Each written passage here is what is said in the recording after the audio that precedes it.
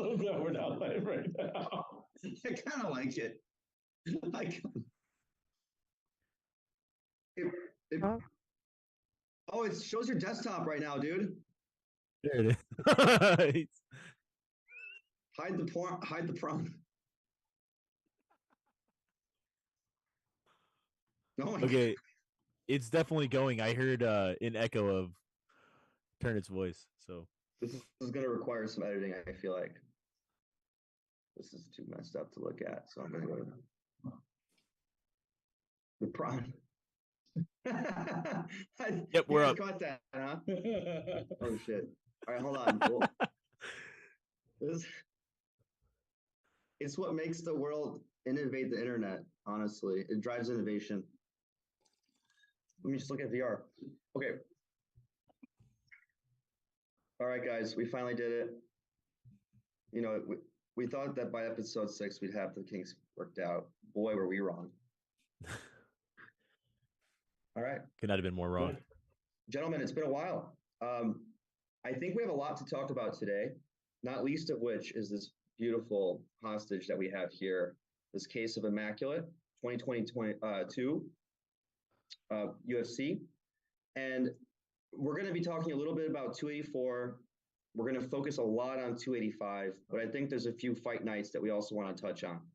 And I guess there's no better way to start than at the beginning.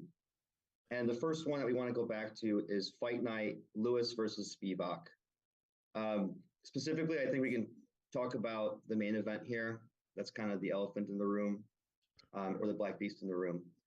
Jiho, what are your thoughts? I mean, we noticed that with Lewis that he hasn't been doing particularly well, and that Spivak, he finally has had some he's finally had actually some, equity finally build up, especially with the name like Derek Lewis. DC called it out, saying that Derek Lewis probably isn't going to be in title contention, despite the fact leading up to the fight, we saw that Derek Lewis actually conditioning himself pretty significantly, where he lost a lot of weight. He was riding his bike all around town, etc. But I'm glad that Spivak, just like with Romanov, those heavyweight Russians are finally getting credit where it was due.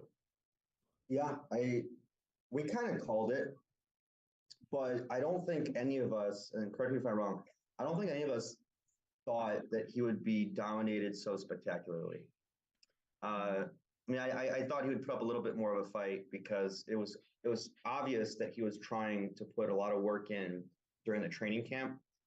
But yeah, it didn't materialize. And I think some of the comments that I saw from people on Twitter and stuff during and after the fight were, when Derek, he comes out of the gate trying really hard, and as soon as he gets resistance or he just doesn't succeed right away with his game plan, he's like, I give up. He face planted and his face bounced.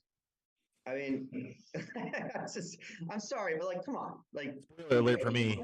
I didn't actually I didn't see that one. I had to work that night and I didn't do my homework and actually go back and watch it. But yeah, I can imagine what that would look like. And I'm picturing in my head and I'm laughing, even though, as Tyler Toms would say, he's doing his best. He's doing his best, guys. He was. I mean, let's face facts. Derek Lewis, as much as we like him as a character in and out of the cage, he doesn't necessarily have that sort of ability to adapt or evolve, right?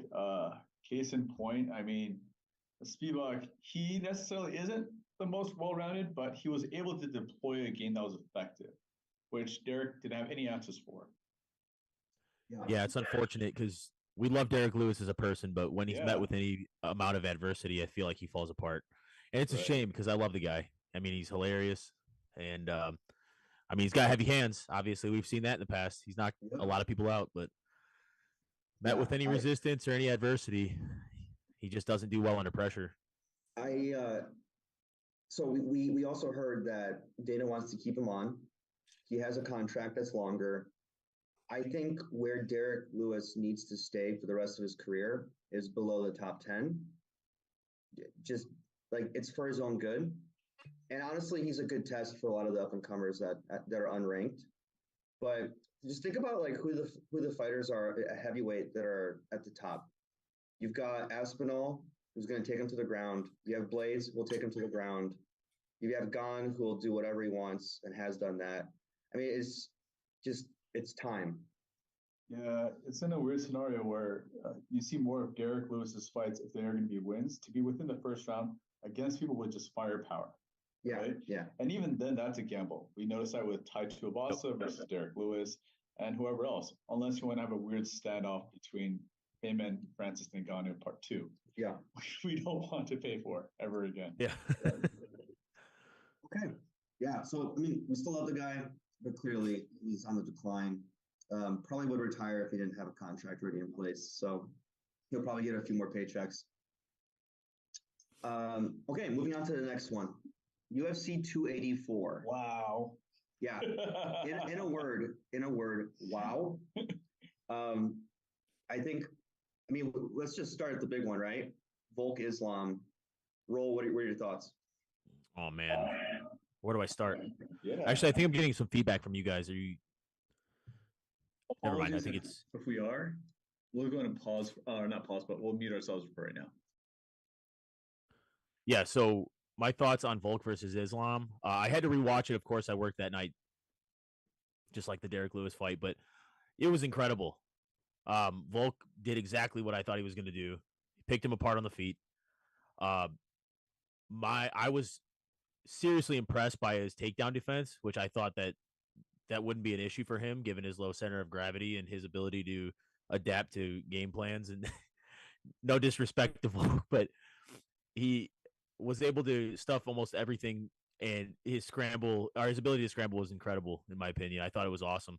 I mean, he did everything beyond expectations. So in that fight, I wasn't too surprised by his performance because I thought that he would perform that way. As far as the outcome, may have been, that's up for debate, slightly controversial at this point. But I mean, what are you guys' takes? Because I thought it was a fantastic fight, and I'm hoping, honestly, I hope they run it back because I think it was so many layers incredible. to that onion of a fight. Yeah. Yep. Do you want to go first? Yeah. So, I came out of it massively respecting both men more than prior to the fight.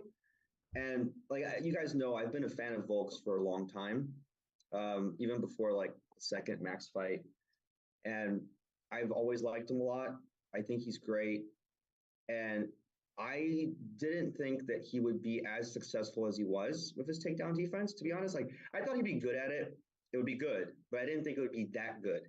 And frankly speaking, towards the end, he almost got a finish, which is kind of crazy because, I mean, who knows? Maybe they wouldn't have stopped it. I don't know. But, I mean, we've seen his ground and pound is amazing.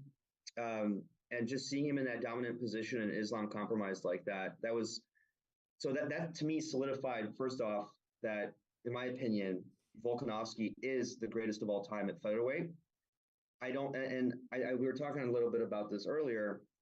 I know I'm going to get a lot of flack from Jose fans, right? But here's the thing. Can anybody here honestly say that they can see anybody at featherweight sparking Volkanovski like Conor did to Jose? No, it's not going to happen. No. Never.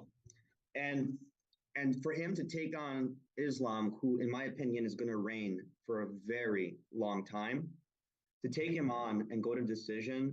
And so even though I like Volk, I like Islam also. I thought it was 3-2 for Islam.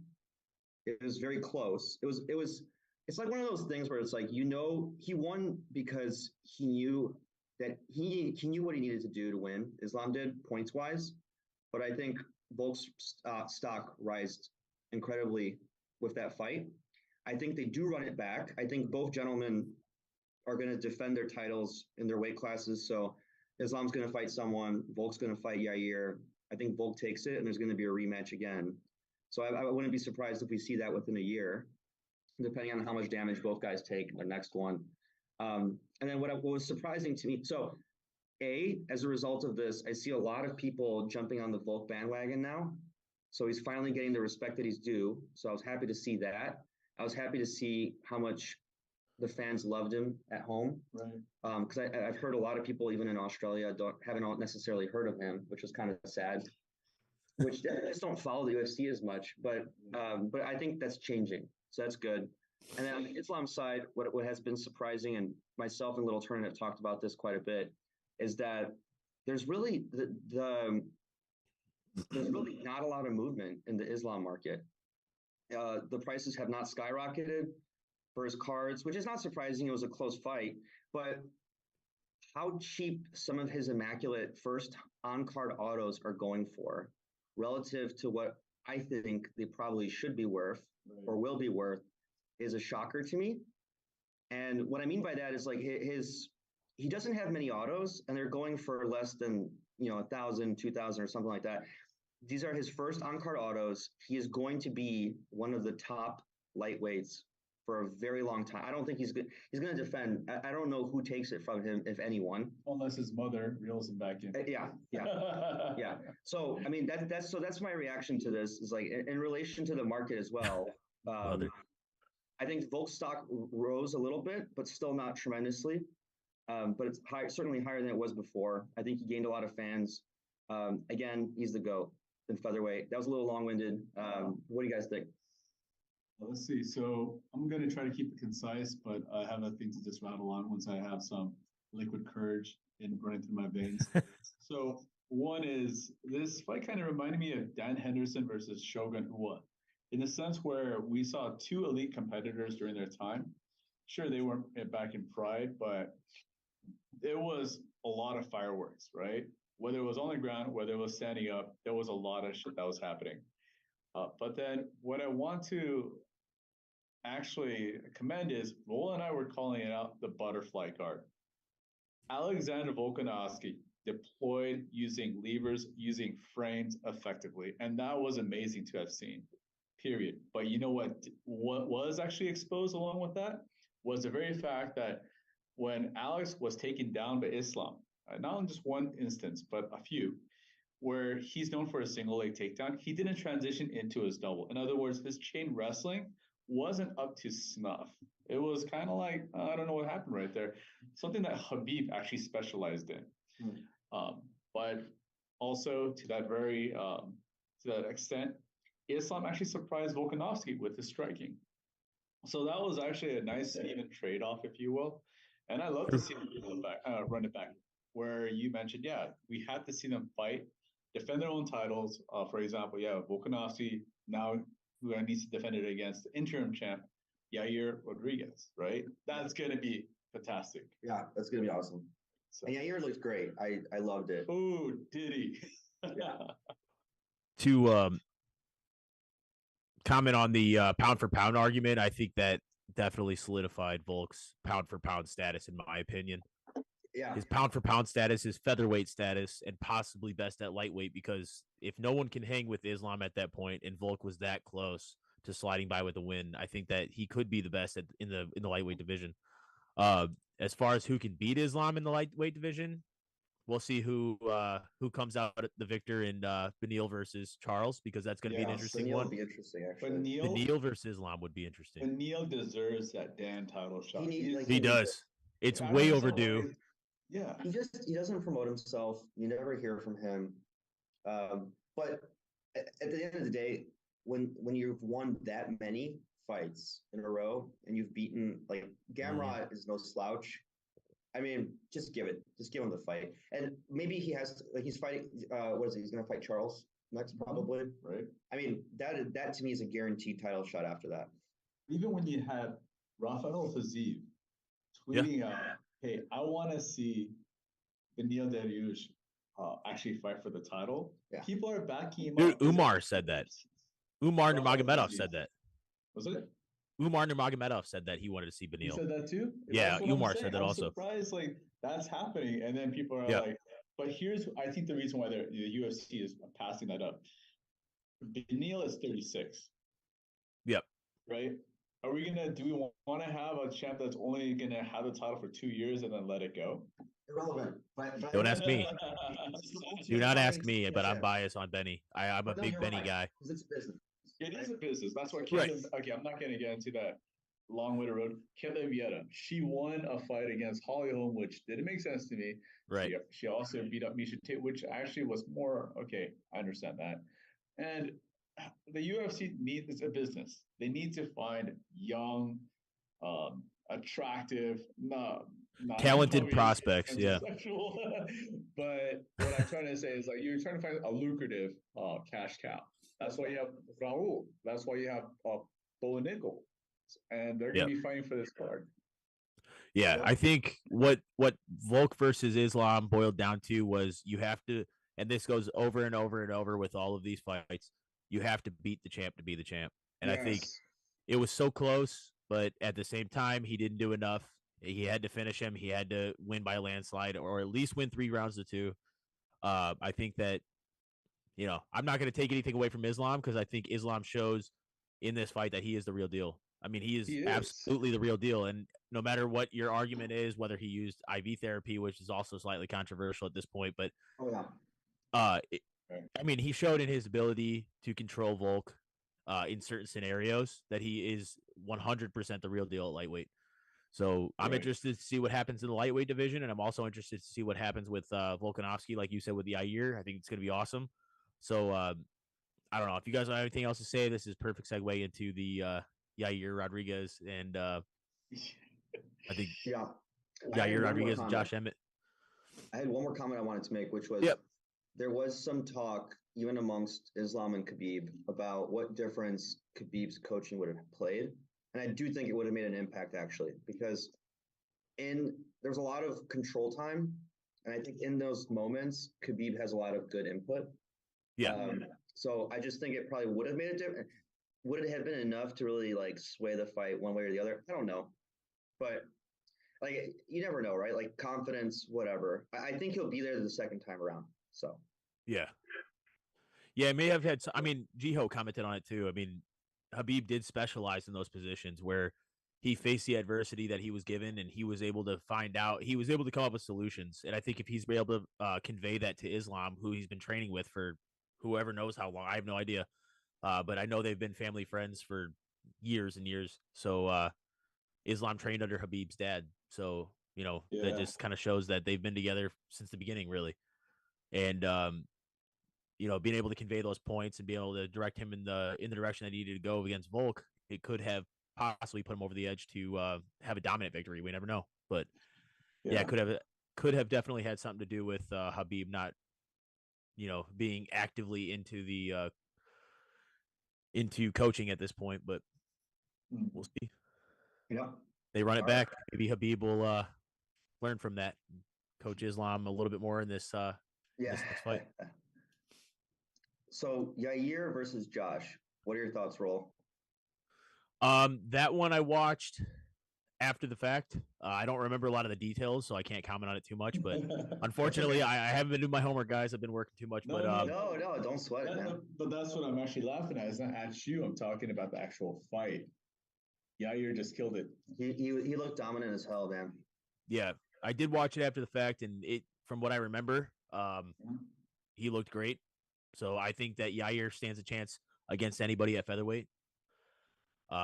Beating a guy like Josh Emmett, especially, who is definitely not a slouch. No slouch, right? Yeah. Great contender in the division. So, I mean, Yair deserves what he gets at this point. If he gets an opportunity with Volk, that'd be fantastic. I think it'd be an awesome fight. Or whoever he faces next. But yeah. Yeah, he's guaranteed that for sure. Yeah. I think like even Dana said that he's going to defend the title, or what's it called? Volk's going to go back for the title, basically, before anything else happens. Another thing. This is a shout out to Bases, dude. Jack. Oh yeah. Bang bang. Yeah, that guy is the real deal. Welterweight future. He's looking good. Yeah, and then the other one too. I was surprised by Jimmy Crute. Were you? Well, the fact that he took all that damage and he still was banging, because like his last few losses have looked like he was on the way out and he was about to get cut. Yeah. And I thought Alonzo Menafield would just run through him. So the fact that he survived and now what I don't agree with is he called for the rematch afterwards, and I'm like, no. So here's the problem of that fight. Alonzo lost that fight. The reason why I say that, aside from like having a point deducted from from his tally. It's the very fact that once he had Crute against the cage, literally, he clinched up with him 2-3 times when he should have knocked him out. Yeah. And Pat Barry, the same Pat Barry who gave Rosa Namajunas, his fiance, poor advice, was actually giving him the best advice. I was like, hey, stop hugging the guy, throw your bombs. And I was like, what's happening with Alonso? Yeah. Alonso's actually like escaping submissions, escaping bad positions, fantastic. But he set up his first 2 punches correctly, and you can see that Crute was hanging by a thread. Right. Yeah, this was given to me, but play by Basis Dude. Actually, shout out to Basis Dude once again. I was in the parking lot at work, and he was giving me a play by play, and I'm on the corner of my seat. I'm like, dude, I had a bet on Alonso, obviously, because at this point, use the tools you have. And my brother was telling me, he's like, dude, he is not doing what he's supposed to be doing here, because use your tools. If you have those tools, use your hands. And he mentioned several times that he could have put him out on the feet, and it's disappointing. But I mean, we'll see what happens with Alonso. I think Alonso's good. I think he's a good fighter. He's good on the feet, but Jimmy Crute, rematch is bad for both of them. Like, just don't do it. Yeah, don't do it. But also, you know who Alonso reminds me of? Polish Power. Oh, okay, fair enough. Because he packs in such dynamite, right? When you see Jan Blachowicz throw those kicks, you're like, oh, so good.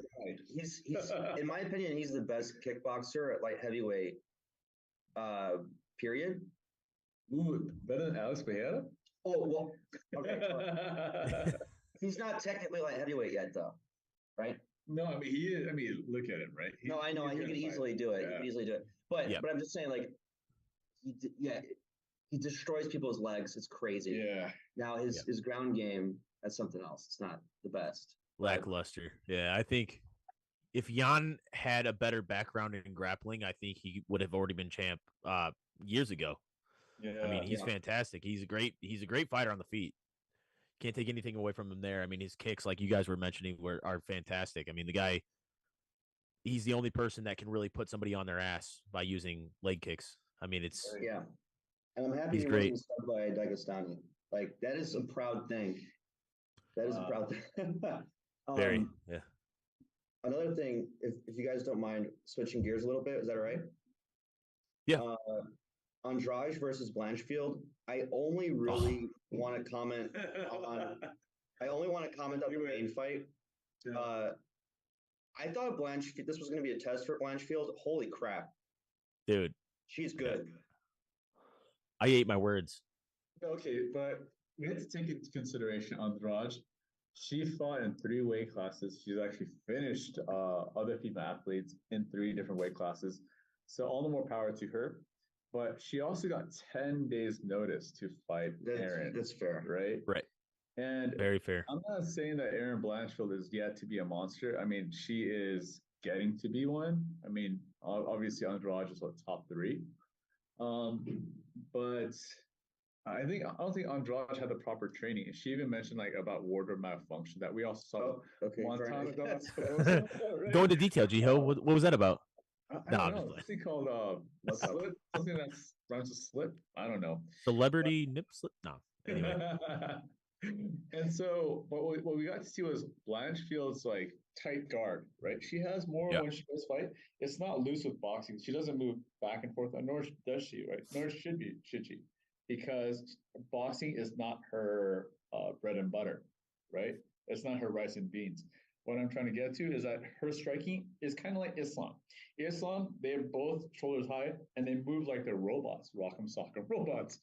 And that was we got to get that game. We have to have it in the background at some point. But then when Blanchfield took it to the floor, I mean, there's a reason why she went to EBI Invitationals. That's the reason why she won so many jiu-jitsu tournaments. She's a mean lady, man. Like, you see her facial expressions. She's not a friendly person in the ring. She's young. She's 23. She's young. And okay, so 23 years old, dude. This is recency bias, but Andrade versus Lauren Murphy. When Lauren Murphy was hitting Andrade, she didn't give a shit. Like, she didn't even notice or flinch really with those strikes. Blanchfield hit her with a few strikes, like jabs, and Andrade was visibly Ooh, okay. Yeah, she was. Kind of the same ooh from. She was a little shook. Yeah. Like she, and that surprised me a little bit because I thought like, yeah, it's not what she's known for necessarily, right? But I wouldn't be surprised if she finishes someone at some point like that, just a knockout or something. What we need what we need is actually a fantastic wrestler, aka Tatiana Suarez, to actually see what her test She's actually. so good. Yeah. So good. How many times have we actually seen a strong female ground and pound expert in the flyweight division, right? All I'm saying is that, or is it flyweight, and because that's where but that's what it is now. Yeah. Right, she is now exactly. I was gonna say. I mean, she even controlled strawweight division. Yeah, so she wants to go to strawweight, but I'm just saying she's a contender in the flyweight. Yeah, right, exactly. I told my brother. I told him earlier. We were just talking about Tatiana, and I was like, dude, she's like basically the new Amanda Nunes because she's gonna run everybody over. In strawweight or flyweight, she's going to be like the straw and flyweight version of Amanda Nunes. She's going to run everybody over in that division. Let me go back or in those divisions. Take down some of my eBay listings of her cards. I'm just kidding. You know, priorities. Yeah, but she was crazy. Like, think about it. She had it not been for her battle with thyroid cancer, which obviously she had prevailed, she would have actually gone to the Olympics. Yeah, she already was like a FILA gold champion. Wrestling. That's amazing. Yeah, it's incredible. That's like the highest. I mean, if we sit in here and think about how high of a level wrestling you can take it, I mean, the Olympics. I mean, if you're making it to the Olympics, you're the best in the world. Best in the world, and you get to MMA and you use those skills, you're the best ever. I mean, it's fantastic, and she's gonna go. I think she's gonna dominate anybody. I really do. Yeah. And she has the height. So yeah. Yeah. On that note, I'm so depressed about Andre Muniz.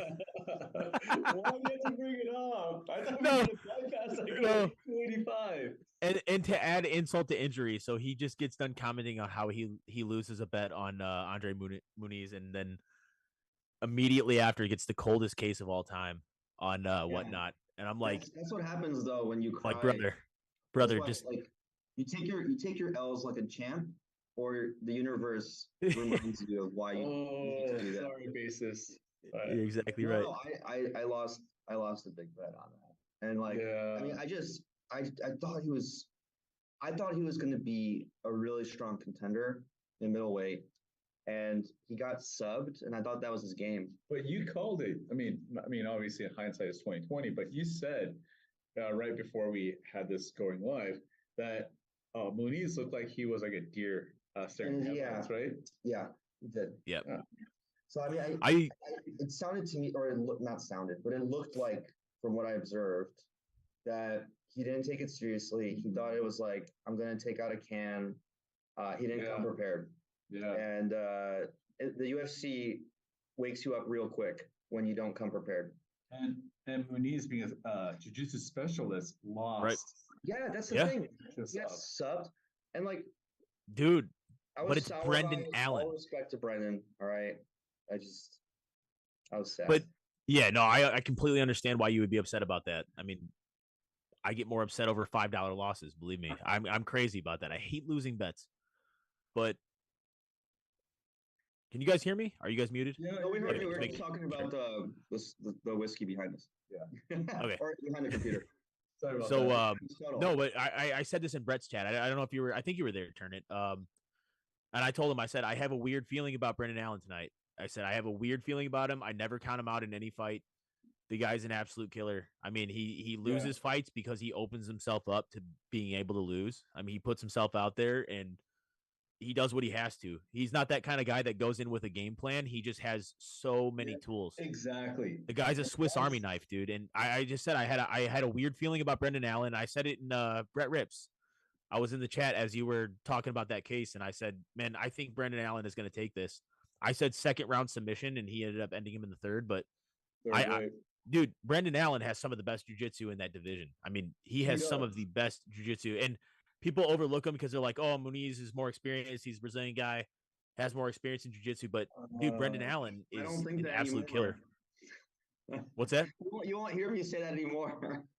No, I know, but most people were. Some guys come back stronger, but there were people that believed in Brendan Allen because he did. I think he was only like plus 160, plus 175, somewhere around there. So there were people that believed in him. It wasn't like he was a massive underdog, but I mean, dude, the guy, he's good everywhere. I mean, he outstruck Muniz in my opinion. I think there was one instance in the first round where he stunned him against the cage, and you see Muniz kind of go like this and kind of fall against the cage a little bit. And then recover quickly, which was, great by Muniz because he's, he can face that adversity, he can come back, and we've learned that about him. But I mean, dude, Brendan Allen is an animal. He's an absolute animal. Yeah, agreed. I think we learned more about Allen than we did about Muniz in this fight. Yeah, right. 100%. And so one of the other reasons I was kind of upset is because I thought Muniz, this would be a stepping stone for him. And now we've got kind of like potentially a top five contender we're talking about.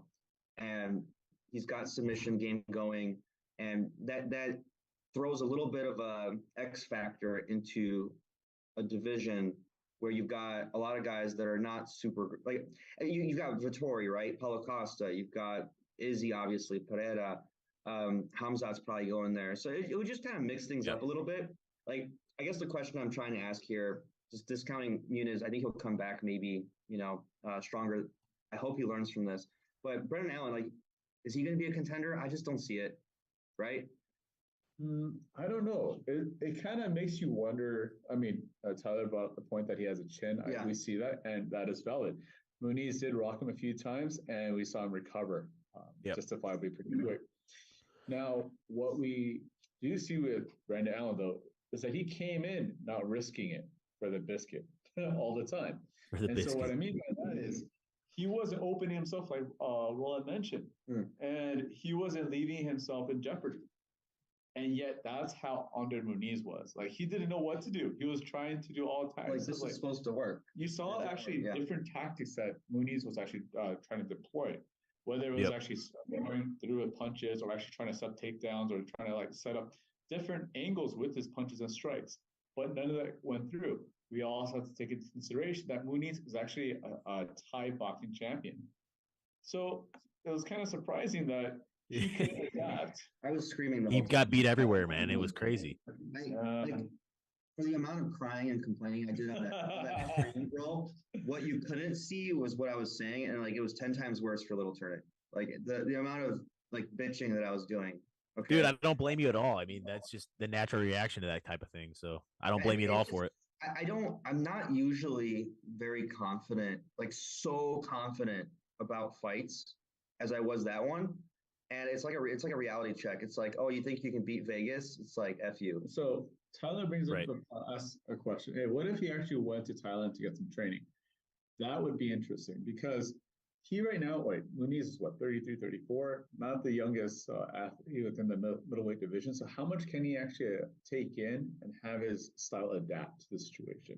Hamzat's there all the time. Volka's there. Fiziev's there all the time. You've got Petr Yan over there all the time. Yeah, Tiger Muay Thai, right? Yeah, and like, I mean, I know they do other stuff, but like they're hitting, kicking, like they're striking all the time. Like, well, Tiger Muay Thai, if you don't mind, is like they're obviously, aside from the striking aspect, they focus on wrestling. They focus on not wrestling, takedown, but also clinching. That's wrestling in itself. And so that's where you see George Hickman was actually training Volkanovski against the clinches with Islam. Yeah. I mean, I keep seeing Tiger Muay Thai come up all the time these days. Yeah. So it can't hurt, right? It can't hurt.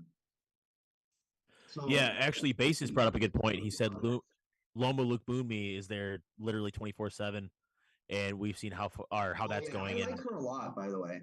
Yeah, dude, and she came out as one of the rookies in the 2022 class, and everybody's like, "Oh yeah, Loma! I pulled another purple Loma." It's like, dude, do you realize? What's that? They say about everyone except like 3 names or something. Yeah, until they win. Rookies in 22 that are amazing. Yeah, when they win their first 3 fights after having a rookie card, and then they're like, "Oh yeah, any Loma?" And it's you know what I'm saying? Like, but dude, Basis has been talking about her since before her first fight in 22. Sorry, it's crazy. No, I mean he's been talking about her forever. So for a third time, shout out to Basis because he's been talking about Loma forever. I mean, I used to make fun of him as a joke. I'd be like, dude, you got something for Loma? You got, what's your big infatuation with Loma? And I mean, he was right. Once again, he was right. But yeah, she's a killer. I mean, her wrestling looked fantastic, and like Jiho said, I mean, Tiger Muay Thai is not just it's not just a Muay Thai place. I mean, they are working day in and day out on wrestling. I mean, we've seen Volk there, we've seen Piotr Jan there, we've seen. I mean, like you said, Hamzat's been there. Yeah. So I mean, obviously they have a formula and it's working. So because he was a coach too, right? So yeah. Apparently he wasn't paying his dues. Oh no! Okay, what's everyone doing this? Okay. There's so many rumors about all these people not paying their gyms and stuff. Okay, there's like how much are these gyms? On Netflix, you have like all those bullshit reality shows on Bravo, but then this to us is like Housewives of Thailand or something.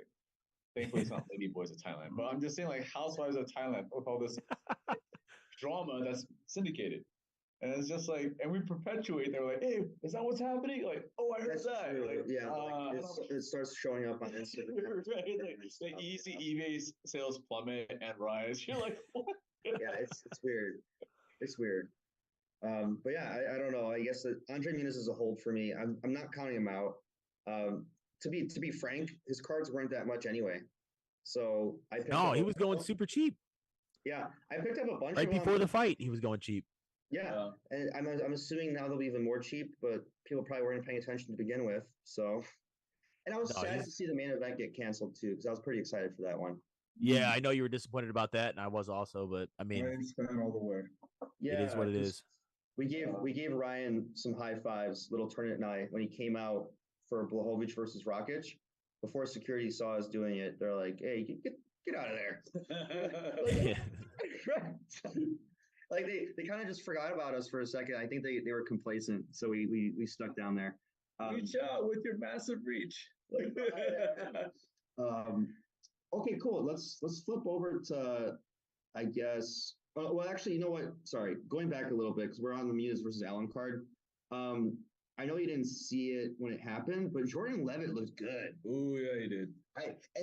And did you see his outfit? He was fly, man.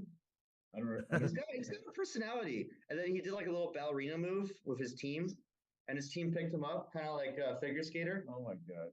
I love it. I love it. He's not afraid to be himself. He's not pretending to be anything he isn't. He's having a good time. I mean, he has TikTok videos out there for a reason. Right. I haven't seen those. There's a reason. I think that was the perfect fight for Patty. Also, when they put him against Patty. I have to look. You have to watch him. Is it weird? I think that was the perfect fight for him at that point because of the theatrics. They both have like great theatrics, and they knew no matter what happened during the fight, there was going to be a good show at the end of it. Whether that was a teabag from Patty or whether that was Jordan twerking in the cage, they knew it was going to be awesome. Yeah. So they're like, watch this fight. We're going to market this as such, and I mean, everybody watched it. So what I actually liked about Jordan Levitt's performance, besides the fact that he got a KO, which is great. I mean, he was so amped after the KO, and you could see that like his jubilation was like 100% genuine. That he didn't do any twerking, he didn't do any of that. They had like his corner had to remind him to do some of the theatrics later because he was just so like happy and like with himself and the result and everything. So to me, it tells me he's all in. He's all in, and I like fighters that are all in. Me too. Jiho can tell you with his Gilbert Burns 1-of-1 that we like fighters that are all in. We'll get into that, right? 285 then. I'm just trying to see there's another fight. I guess we already talked a little bit about Tatiana, but she looked freaking awesome. I'm just happy she's there. Okay, 285? Yes. Because so there's only one good fight on that card, right? Dude, would you say one good fight on that card? Make my wife watch this one. If there's one card, it's this one. Yes. Let's go for early prelims. Yeah, I got to work evenings that night. Prelims look great. All right, Ian Gary. Who? Ian Gary. I don't know who that guy is. Really? Of course I do. Jiho was out there slinging his cards earlier today, even though Ian Gary's going to be on the early prelims, which is just absolutely insane to me. It is insane. It's that stacked. It is so sad. Even like, look, I mean, even which fight is that? Even with who is it? Cameron. Cameron Saman, he's actually undefeated. You have Farid as well with an undefeated record. When you see these kind of like records, people might not know who they are, but they're coming in with no L's, right? They're coming in, they're hungry, they want to make a name for themselves, especially if they come from like regional circuits. For sure. I think Ian Gary takes it. Right. That's another guy who has cards in 22. The future. Right? He is the future. It's just interesting to me. The other, like Jessica Penne versus Tabitha Ricci, it's not bad. It's not bad. Yeah, that might be a good one. Yeah. I'm actually interested in that one. I'm not too familiar with Basharat. Are you familiar with this guy? No. But I mean, I like to see new faces. So the undercard has some cool fights. Ian Gary, though, Song Kanam. I'm pretty excited for that one. I think Ian Gary's going to take it. He'll show up on people's radar. I do think if he wins that fight, especially because there's going to be so many eyeballs, that the market could move a little bit. But Ian Gary needs to actually perform where he wants to end the fight. The last few, he's been peppering shots, using his reach, because as in the welterweight division, he stands tall. He knows his boxing. He knows his judo like a proper Brit fighter would. But then what we haven't seen from Ian is actually some like finish. If he can actually make this fight a finish, obviously towards his favor, but not only make it maybe not a finish, but maybe like winning by decisively. That's what we have to see. Yeah. Agreed. Yeah, I think this may be a controversial opinion, but I think of all of the rookies of 2022, I think Ian Gary may be the first to fall off. I'm not gonna lie. I've seen Sean. We already saw Sean Brady lose to Bilal, but he is fighting Song Keenan, who has 6 losses on his record. I'm not saying that that's a bad thing, but Ian Gary may upset me as much as Andre Muniz, though. Yeah, I'm just saying, like when it comes to disappointment, that's a big one.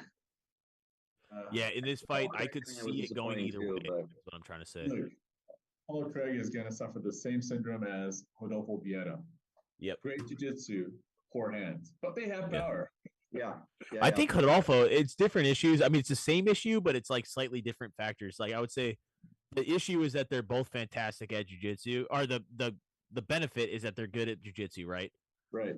But their flaws are totally different. Whereas, Rodolfo, it's more of a gas tank thing, in my opinion.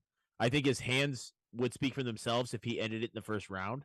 Right. I think Paul Craig's thing is he just doesn't have hands. I think he just doesn't have the ability to knock somebody out. I don't think he really tries to.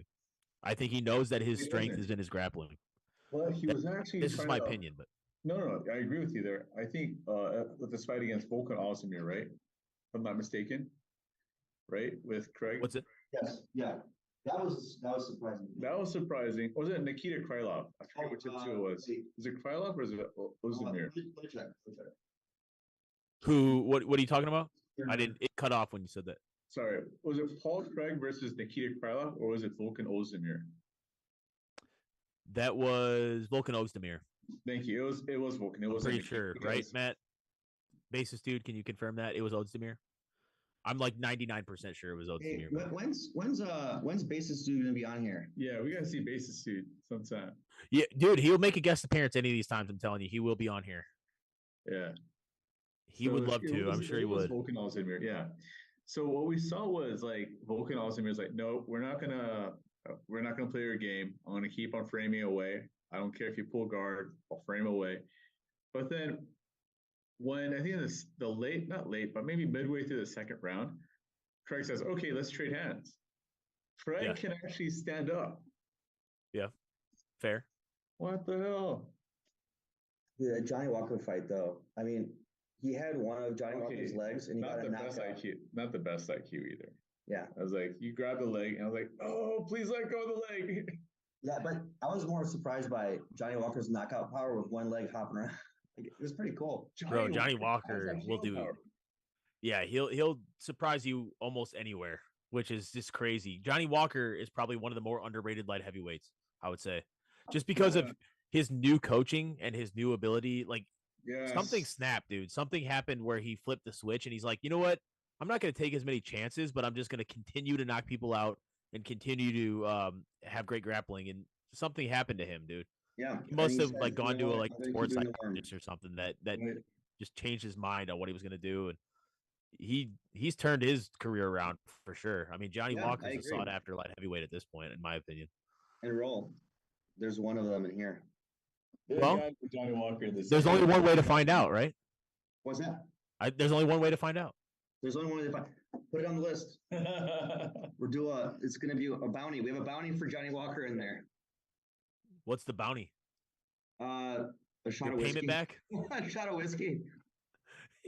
No, Actually, every Chris Dawkins we all drink. All right. Too many. Or an Aspen Lane. Yeah. No, I'm down for that, Jiho. Don't pussy out on this one. We are doing a shot for every Chris Dawkins. What are you saying? You want to antagonize the dragon? Who drinks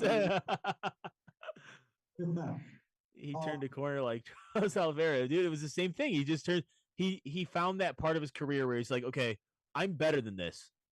Yeah. I don't know why. I made mistakes in my last fights, but I'm gonna make less mistakes in my next ones, and I'm gonna learn from my mistakes. That's what happened with Johnny Walker. I mean, he's turned into a new fighter. He's turned into the fighter that he was probably supposed to be. Yeah. So, dude, I'm a fan. I'm gonna be a fan of Johnny Walker because I think he's I think he's gonna be around for a while. Yeah. He had high expectations from the jump, but I mean, dude, he's doing well. I'm moving on to the prelims for 285. I'm looking forward to every single one of these fights. We've got Julian Marquez. What time's Johnny Walker? I think Marquez takes it. It's the keeping missile prices, right? Yeah. Who lost against and he's a rookie also in 22. And this is gonna be a common theme. Like there's so many rookies in 22. Yeah. What do you guys think about that fight? Go ahead, Gio. He just he has power. What was that last fight that he had? It was against RoboCop. RoboCop, yeah. I mean, that was insane. I don't know. I just like Julian Marquez. I don't have any technical analysis to give you. I just think he has power and he's fun to watch. Yeah, I agree. That's probably exactly what I would have said. I'm not too familiar with his opponent. I'm not going to lie. I'm not really familiar. Let's see. Who's he fighting? Marc-Andre Barrial. Yeah. He's 33. He has a 2-inch reach advantage. I'm just looking at his record here. Hold on one second. He's a pretty strong candidate, but he's not a consistent. He doesn't consistently win. Yeah, he got subbed. He subbed someone. Then he got KO'd in the first. Right. In 16 seconds, he got KO'd. Fight night, Hermanson versus Strickland. I don't remember that. Yeah. Oh, I know I do. Yeah.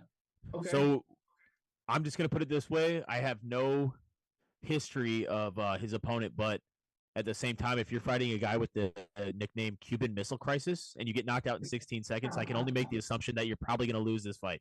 That's just that's my initial assumption, and I could be wrong, like I have many times. If you guys review any of the last podcasts, I've been wrong a ton of times, so I'm the first to admit my mistakes.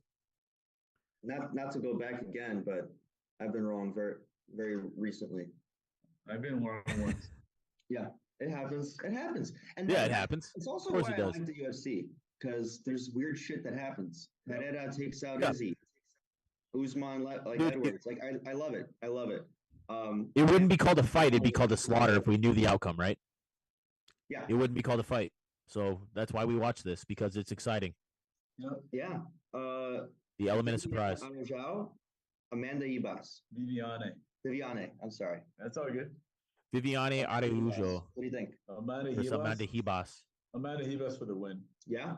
Yeah. And she's in here too a lot. Yeah. I concur. Yeah, I think Ribas has more of a well-rounded game. She's younger as well. Viviane, she got exposed with her fight against Alexa Grasso. And what I see happening there is the same thing that's going to happen with this fight. So Ribas, we noticed that when she goes against specialists like Mackenzie Dern, whom she had also beaten, why not Ribas for the win again? Yeah. And I want to call out, like, they're in here. Ian Gary's in here. Julian Marquez, I don't think is in here. He might be in here. You might? No. I'm not. I don't think so. But Hey, any other comments? as long as there's a 1-1 in there, I mean, takes it, but I don't really have like an in-depth analysis other than that's my favorite for this fight. So Hey, also sometimes you just go with your gut. like I mean, I Just go with your can't gut. possibly watch like typically if I'm doing a lot of due diligence on rookie cards or specific fighters or looking forward to specific fight nights. You know what I mean? Like where there's fight nights where there's like a few main fights, but there's a lot of people on the undercard you haven't heard of necessarily. Right. You want Fight Pass, you're looking at the fights. I haven't done a lot of research on these ladies, other than that's okay. earlier fights here and there. They're both pretty hot. So I mean, it wouldn't be that bad for all it's unfortunate to say this, but the UFC card market is driven a lot by that for the female fighters. And we talked about that. It's like it's not always about the merit, which is really unfortunate. Amanda Nunes. What is going on with that? That is always the metric or like the measuring stick by like which she shouldn't be the barometer, man. It's insane to me. She is a goat. And she hasn't. Yeah. But I consider it to be a goat. I mean, she's going in the Hall of Fame. She's going in the Hall of Fame. It's just we haven't gotten past that yet, but it is what it is. And Doug Man, I hear you out. Where's comments here? Is Russian. I totally agree with your assessment on Nunes, dude. I mean, she's a GOAT. And if we're going to look at Ronda Rousey as if her career was more illustrious than Amanda Nunes, it's not even close. Oh, dude, if I have to watch Ronda Rousey's like striking. Yeah, horrible. Yeah, horrible. But I mean, we have to consider that was 10 years ago. It was early, right? Right, so, exactly. The women's divisions have come a long way. I was not like a big fan back then when in her prime, but I respect her because of a recent post that she had that I saw, which was calling for UFC fighters having a pension. Oh, yeah. And I freaking love that. I love that. Like, we need to have a union for the fighters. They tried. It's not that easy. It's not easy. Yeah, there's a lot of fighters. Mark Hunt. Who else was there? Think about that wrestler from up here. He's a Filipino American. Mark Munoz. Munoz, yeah. They've actually tried to strive for a fighters union, but they did win some. There was some settlement, but I don't think it was enough to impact. Yeah, I think like it'd be great if they could have something like the NFL Players Association, but it's hard to do that because it's a monopoly. It's a monopoly, and a lot of these people, these fighters, at any point in time, there's probably over 100 fighters that are in some levels of contract negotiation. Yeah, that's true. And you don't want to go out on a limb. And like, how many people actually make it to the tip of the pyramid, right? It's not that many. So like every penny counts, and it sucks, but maybe it'll change at some point. But then it gets simulated, like this entire thing with the fight game, because there are young, hungry cats out there who want to make their name, and they don't mind.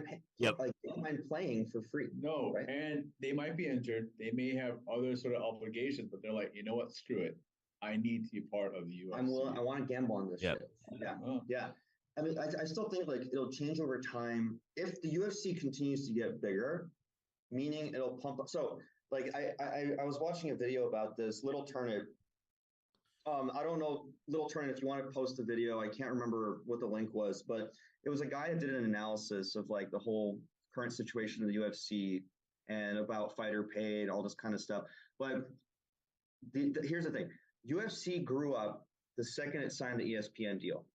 Yes. And when they signed the ESPN deal, it meant more fights than ever before in a calendar year. Now, what that means is you need more fighters, right? True. They need to generate more and more content. They need to have more fighters. You have a bigger audience. All that is good. But now all of the ugly warts that might have been washed over with less fights and more star power, you need more stars, right? So before they would cultivate stars a little bit more, and they still do this. We talked about this like before the show, right? We talked about like how they manicure and they kind of prepare fights. They pick fights for fighters. They try to build out these like personas that are going to sell, but they can switch to a macro model to some degree now. Nah. You don't think so? There's so many fights that you don't have to groom someone. No, what I'm saying is that you're going to get eyeballs because of the marquee names, right? Yes. And so that's how it's driven, right? Everybody. But you don't have to like fabricate them. They're just going to come. No, they have the automatic swag. You're talking about Conor McGregor. You're talking about John Jones. You're talking about Sugar, right? These people just have that X factor. They know how to execute against it when time, when they need to, right? Whereas, like, honestly, people are just like warming up to the guy. And it's unfortunate. He doesn't end fights, but he's a tough guy. He's usually shorter in the weight class. I do think this might take like 5 to 10 years, but I think fighters are learning a really hard lesson. Like Magomed Ankalaev complains about this all the time. Like, why do I have to go on social media? It's like, dude, you have to go on social media. It's an extension of who you have to do it. Right. Like, and it's part of your job. It's part of your job. Yes. It's you have to do it. And you're marketing yourself. You're your own business. Exactly. You have to market yourself. They don't have fighter level sponsorships on their, fight shorts and stuff like they used to. Like you need to do whatever you need to do to market yourself. Yeah. And I think a lot of these up and coming younger fighters know this. Hamzat, Colby, like they're not younger per se, but they are like cookie cutter molds of what the new model for monetizing your name is. Yeah. And my theory is what's going to happen in 5 to 10 years is a lot of these up and coming fighters know now that you have to do that to make the most money and to get the contract and to get the audience. And when you have a critical mass of so many of these fighters that are playing this game and that have the fans behind them, now you've got bargaining power. Now you can actually start looking at an NFL players as like a union, basically an association, because now you can actually start feeling a little bit more confident about what you can do. But we're not there yet. No, but also let's take into factor that lots of these people, when they get an L in a devastating fashion, people drop them like a bad habit. Yep. Basis brought up a good point. If you guys want to look at the comment section, but I see that kind of going away a little bit. It's every year slowly getting slowly, but I think still, like to your point, I think 5 to 10 years before we see like an actual legitimate push to have like a fighters associate, whatever you want to call it. It's going to take some time, but like for example, and it's relevant to us today. But when I watch these Immaculate breaks and you see on-card autos coming out, people are like gushing about some of these fighters who have losses, but they don't care. They love the product. They love these because in this, when you're talking about a product like Prism, and I'm sorry to I'm bringing the cards into it a little bit, but we do have the wax in the name. But when you're talking about a product like Prism, you pay a lot of money for Prism, but by design, Prism is really, really, really hard to hit big. And when you spend a lot of money and you don't hit something that's going to return at least part of that value back, you're not happy. And that's why you see like why people complain about Chris Dawkins, why people complain about Angela Hill. And I like Angela Hill. Angela's fantastic. She's fantastic. T-Tom, same, brother. When people pay hard-earned money for these things and the cards are worth less than $5 or $1 in some cases, and they're going to be salty. But when you're paying a reasonable price, and we're going to get to this, and I really don't want to talk about this because I think Panini hit it out of the park with Immaculate 22. They did. Oh my God. You have a reasonable price point, and you get at least every case you break, every box you break, you get at least 50% value back on average, I would say, at least. Now you're actually opening something that you're excited about, and you don't feel like you're getting destroyed. Dude, I 110% agree with that, but at the same time, Immaculate absolutely hit it out of the ballpark with this one because of the fact that there's no base. It's basically the straight to cut the bullshit straight to the point type product that I love because I don't want to sit and watch base be opened. That is like one of my biggest pet peeves is waiting for somebody to name every fighter. Bad for the environment. Yeah, and every single fighter that they fan through in the beginning. Okay, I personally Prism's a waste of time. No, I'm talking about Don Russ. Don Russ. Do you know how much paper is wasted on that crap? Okay, let's reel it back. Yeah, I had to pack that stuff up in breaks. Okay, that's why I hate it. Base, like is on 49. Oh no, there's no. Fantastic. It's not real base. Like we call. That's what base. I'm saying. It's not real base. There's no base. Real base. It's not real base. And you know what they did? They switched. No. They made more parallels. Roll. So remember how like in 21 the Immaculate base was out of what 65? Mm-hmm. Now they said screw that. We're gonna do out of 49, and we're gonna make a red out of 25. We're gonna make a. You're not gonna throw these away. Green out of 5. You're not gonna throw these away. These are base cards. Out of 49, you're not gonna throw them away. I throw my base away when I. Yeah, that's what I'm saying. Yeah. These are out of 49. When I get a prism break and I get base, I throw them straight in the garbage at this point because there's no kid that even wants them at this point. There's so much. There's an abundance of base, and I'm 100% willing to donate them. So if there's anybody that's watching this show right now and says I want your base, I will gladly send them to you. I'll pay shipping. At this point, I do not care. I don't want base. So it is the cut the bullshit straight to the point product that I love. And just to kind of rewind here a bit, just to go back, Basis Dude brought up a great point earlier about, he said, you have to think about the fact that this sport has now existed long enough for kids who watched it originally to start training, have their own kids, and raise them as fans and competitors as well. Just wanted to point that out there real quick. I know it's unrelated to cards, but couldn't agree with that more. But yeah, back to the card aspect of this. I totally do not want to open Prism after opening Immaculate, and I probably still will because that's just the kind of the natural progression of things. If you're in the hobby, you're going to open the Prism set. The first thing of the year, you're going to open the Prism set. I still like Prism, but as a product, yeah, I do too. The card, I do too. I think it's a good product, but it's as far as being cost effective, I think Immaculate totally knocked it out of the park. It's so cost effective. There's 30 cards per case. Just hear ourselves for a second. Immaculate, the most premier, theoretically the most expensive as of right now product, right? The best value. What? That's amazing. That's amazing. Yeah, same price as Prism. This is also from the same company that price marked Donruss at $400 a box. I remember I bought a case. Yeah. I remember Turnit. And I bought like 3 packs from you. From the very beginning, I think I bought 3 packs from you for $44 to $49 a pack. And I was sitting there, I'm like, oh yeah, this is going to be a great product. And I'm like, this is dog shit. I'm sorry, I'm not going to lie. Donruss can be good when you hit a laser. But if you don't hit a laser... Lasers are nice. Yeah. Oh, what? I like lasers. but and if you want to... laser, it's like... And they market it with, oh, you get, X amount of patches per box or whatever, but those green patches, they look like McDonald's Happy Meal toys. They're horrible. Actually, it looks like something you get from Burger King. I hate them. I hate them. I trademarked that. Why did you take that away from me? I love that. That's so good. You did? I thought I said. Oh, well, maybe you said that. I don't know.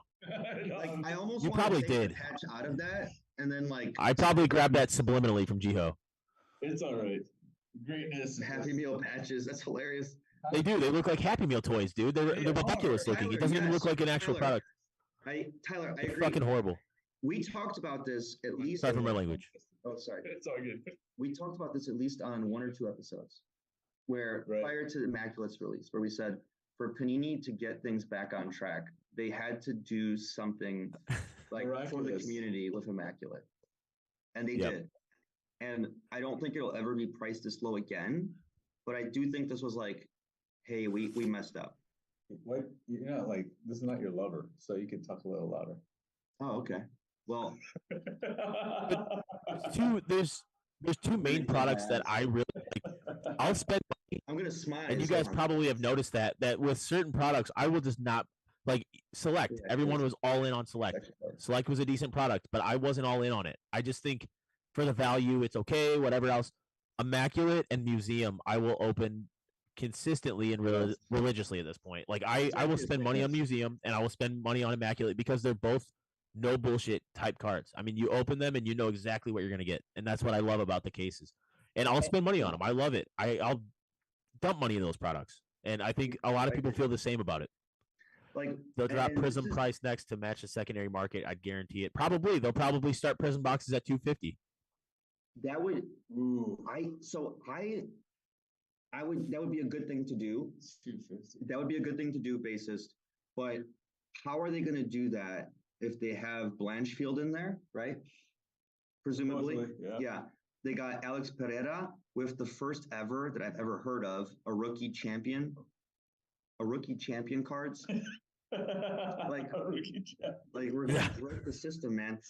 Like I've never heard of that, but that'll be there. So and like rookie champion auto. What? Like, could you imagine if Joe Burrow got that? Yeah. You guys were following the chat real time, and I said I'm not buying Immaculate until it hits what did I say, 475 or something like that, or 480. Yeah. And then it went down to 390. I'm predicting this FOTL Prism 23. I won't say the exact price point that I'm going to buy in, but it's going to be a lot lower than that. Yeah, I'm with you. So Dutch auction comes, I'm not buying. I mean, it'll be well below $400 is what I'm trying to say. Yeah, I was telling Jiho this too, is like, I don't want to buy too much of 23 Prism because I love Immaculate and I bought enough of this where I have enough trade bait where I can just trade for things I want. Wait, perfect. Take it back to UFC 285. Yeah, I'm sorry. It's been a good conversation. I just don't want to neglect it. Yeah, I mean, we're now Derek Brunson versus Dricus du Plessis. We talked about Drake before with his fight against the Gorilla. Yeah. I think du Plessis is a good fighter. I think this is where he loses, and this is where he's humbled. I don't really have more advanced analysis other than Derek is just a better all-around fighter. Better wrestler overall. Yeah. I'm going to go out on a limb right here, and I'm going to say that this is probably the easiest lock for me of all of 2023. Every fight that's occurred this year, this is probably the biggest lock on the side of Derek Brunson for me, personally. I think Derek Brunson was actually one of those title contenders at one point that people believed in so heavily that they bought the shit out of his cards. And I think Derek Brunson is probably going to be one of those guys that comes in and shows the world who Dricus is.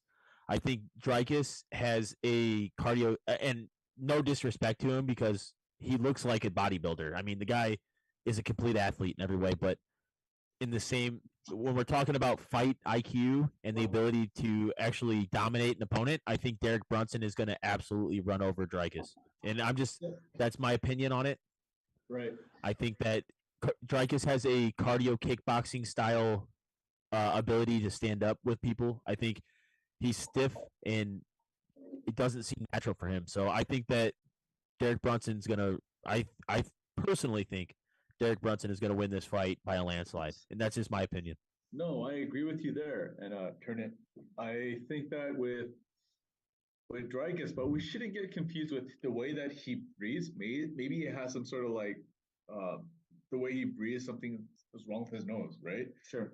So I just don't know. But regardless of that aspect, I think that performance speaks for itself.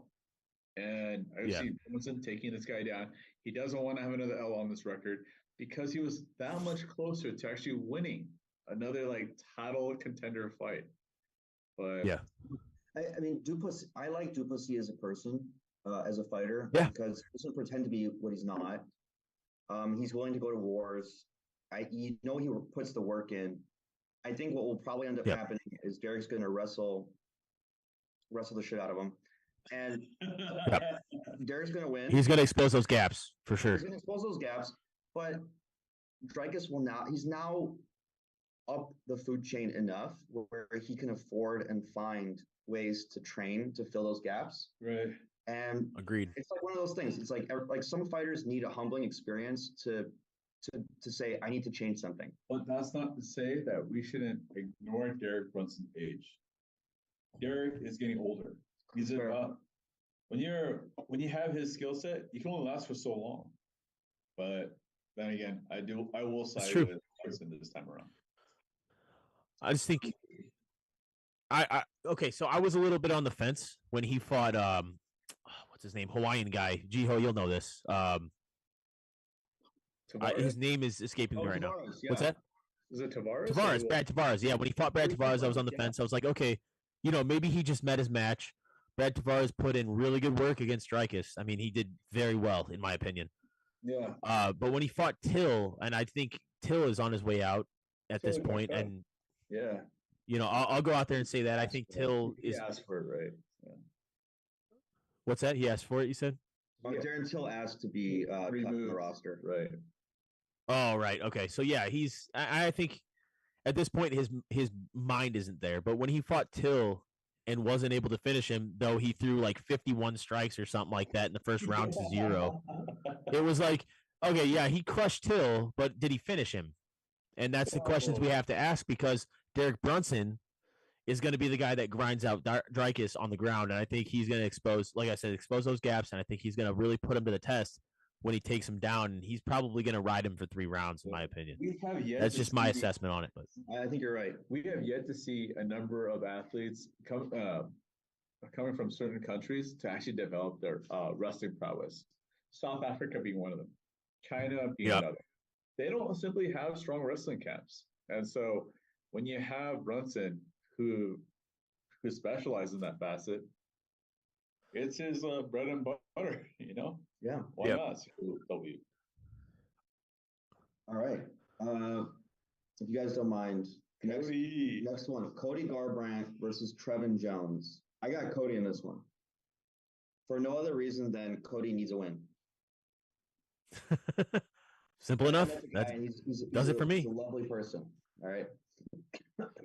I think he had the short end of the stick. I think he had those few knockouts where people put him out, but it wasn't like he was fighting cans. I mean, he was fighting good guys. Yeah. Yeah, and it's like he fought some of the best fighters. So at that point, I think Garbrandt will probably come out with a win.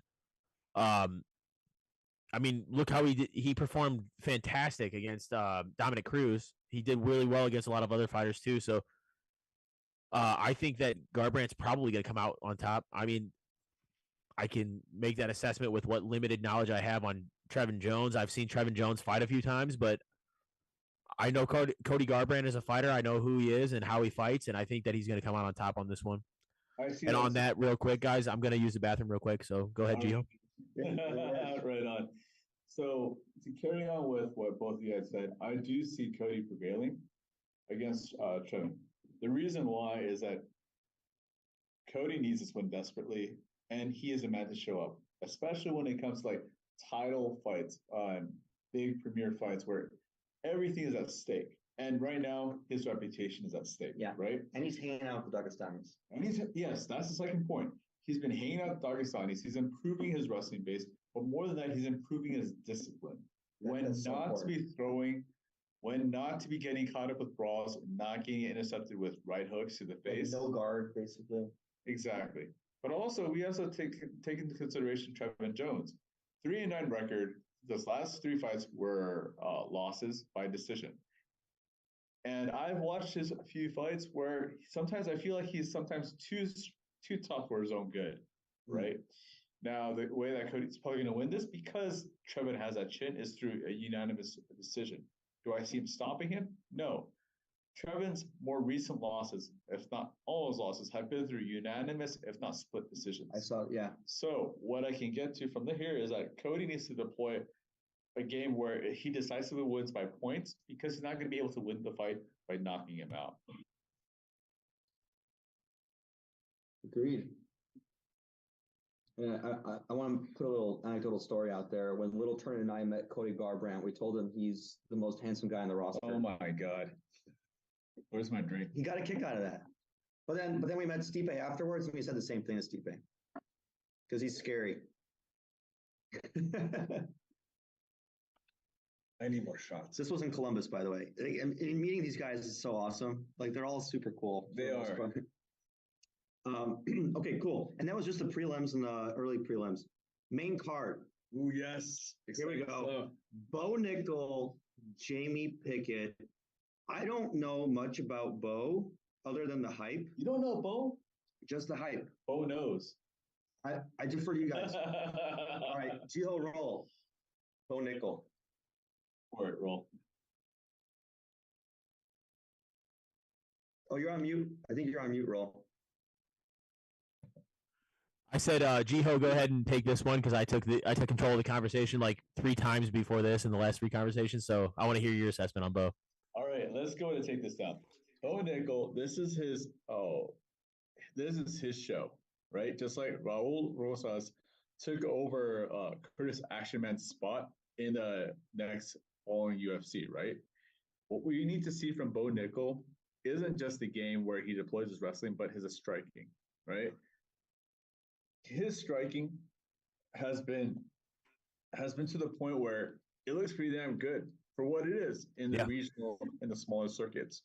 But what is it going to look like in the UFC? His first fight ever. And so we know this guy has he can teach his own masterclass in wrestling, freestyle wrestling. That's what he's known for. He holds a national, if not global, like recognition of how good he is. I mean, Bo Nickel, that will send fear waves to any wrestler. I mean, that guy is just gifted.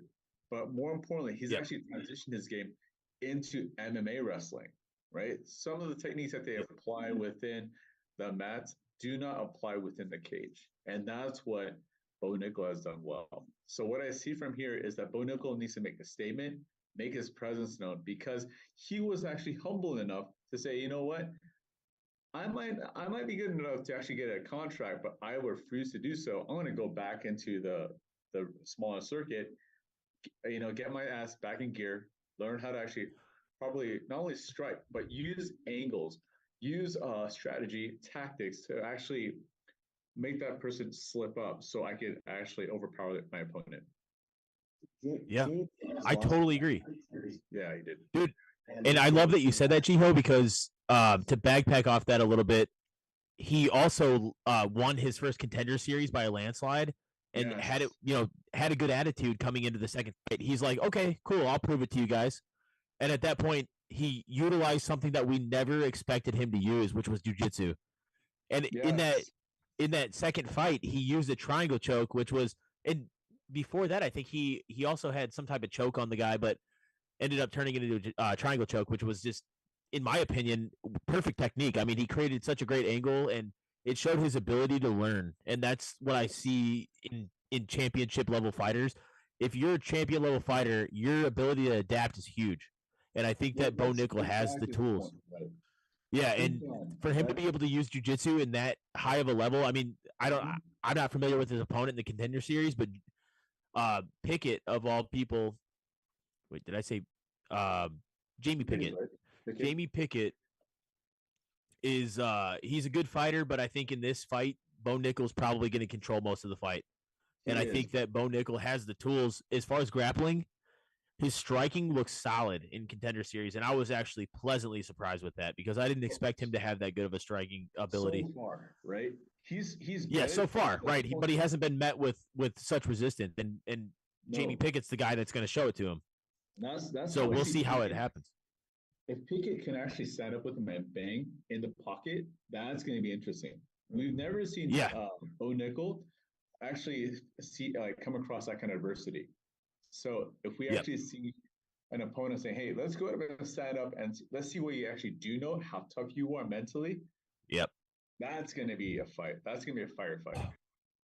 110% agree. I think that this will be a big test for him to see how his striking is. Because if he gets in close and Jamie Pickett starts to break him apart and he falls apart, which I don't see happening personally, because if you reach that high of a level in wrestling, you're already willing to face that type of adversity to where you're willing to get hit and come back stronger. I mean, wrestlers are different types of people. They're not the average guy walking on the street.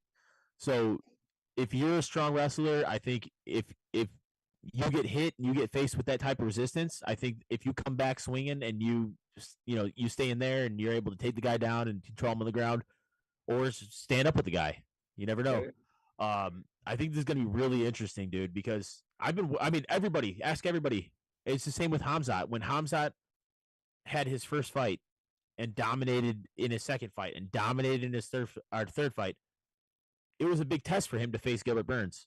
And Jamie Pickett might not be the same caliber of Gilbert Burns, but we have to think, like, if he can stand up with Jamie Pickett, who's not a can, in my opinion, he has the tools to work his way up the middleweight ladder and start fighting these guys that are some of the best in the division. And I think that if he proves that to us, I think that he can make it to the top. So we'll see what happens, because this would be the perfect dynamic.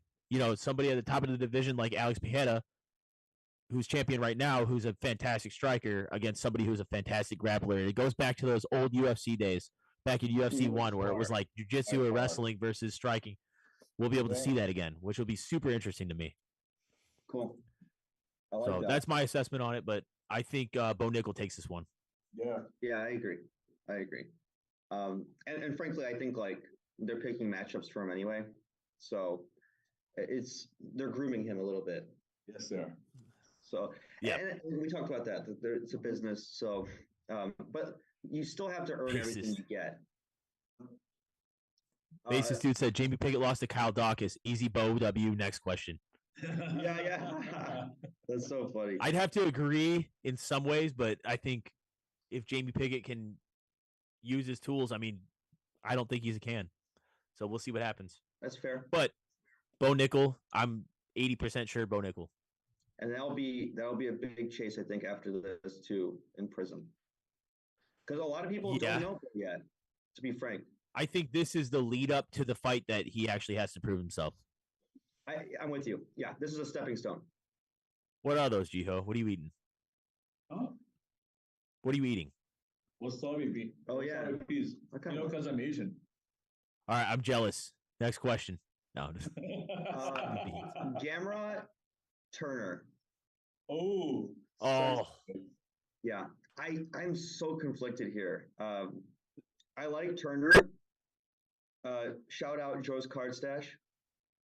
All the way. He's a fan of Turner. He's photographing Turner and stuff. I like what I've seen with Turner, but Gamrot is competing at the highest level, right? But I was really surprised by Beneil's ability to just shut down Gamrot's shots. Yes. But I don't know if Turner is a Dariush or an Arman. I don't know. Totally. I have a really hard time with this fight, to be honest with you. I think Gamrot takes it, but I don't think the fight is going to be as interesting as people are thinking it's going to be, if that makes sense. Right.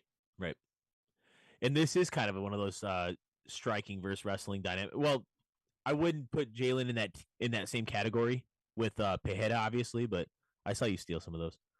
But at the same time, I think Jalen, like T-Tom said, I mean, he's a super tall dude for the division. It's going to be interesting to see how he strikes against Gamrot, but we have to look back at Arman versus Gamrot, which was a straight grappling match. Gamrot came out on top, right? Beneil beats Gamrot. We have to see what happens because I want to see. It puts a wrench in the lightweight division because we have so many contenders. But I think Jalen in this fight, it's going to be a little weird because if Gamrot can control him in the grappling, I think that Gamrot's probably going to take this. Yeah, I think if he can't get in on the inside on Jalen Turner, if he can't actually land a takedown on Jalen Turner, this is a bigger test, in my opinion, for Jalen Turner than it is for Gamrot because I agree. If Jalen Turner can stuff those takedowns, to gain by this. I totally agree with you. I think if Gamrot can get in on a takedown on Jalen Turner has no defense against Gamrot because his wrestling level, as we saw his scrambles against Arman, fantastic. I mean, the guy has every tool when it comes to grappling. So I think I felt like I love Gamrot. I'm a fan of all Polish fighters for obvious reasons. I think I thought he won the Arman fight, but I'm biased, and I'll happily admit that. But what I saw with the Dariush fight was something that kind of disappointed me, which was the inability to adapt, because he kept shooting and he kept failing, and he didn't change his strategy. And it's, you know what I mean? It was just disappointing to see that the adjustments weren't there, and maybe he needed that fight to make the changes that he needs to in his strategy or his coaching or whatever. But that kind of it did tell me I had one positive takeaway from that fight. Gamrot has a fucking chin.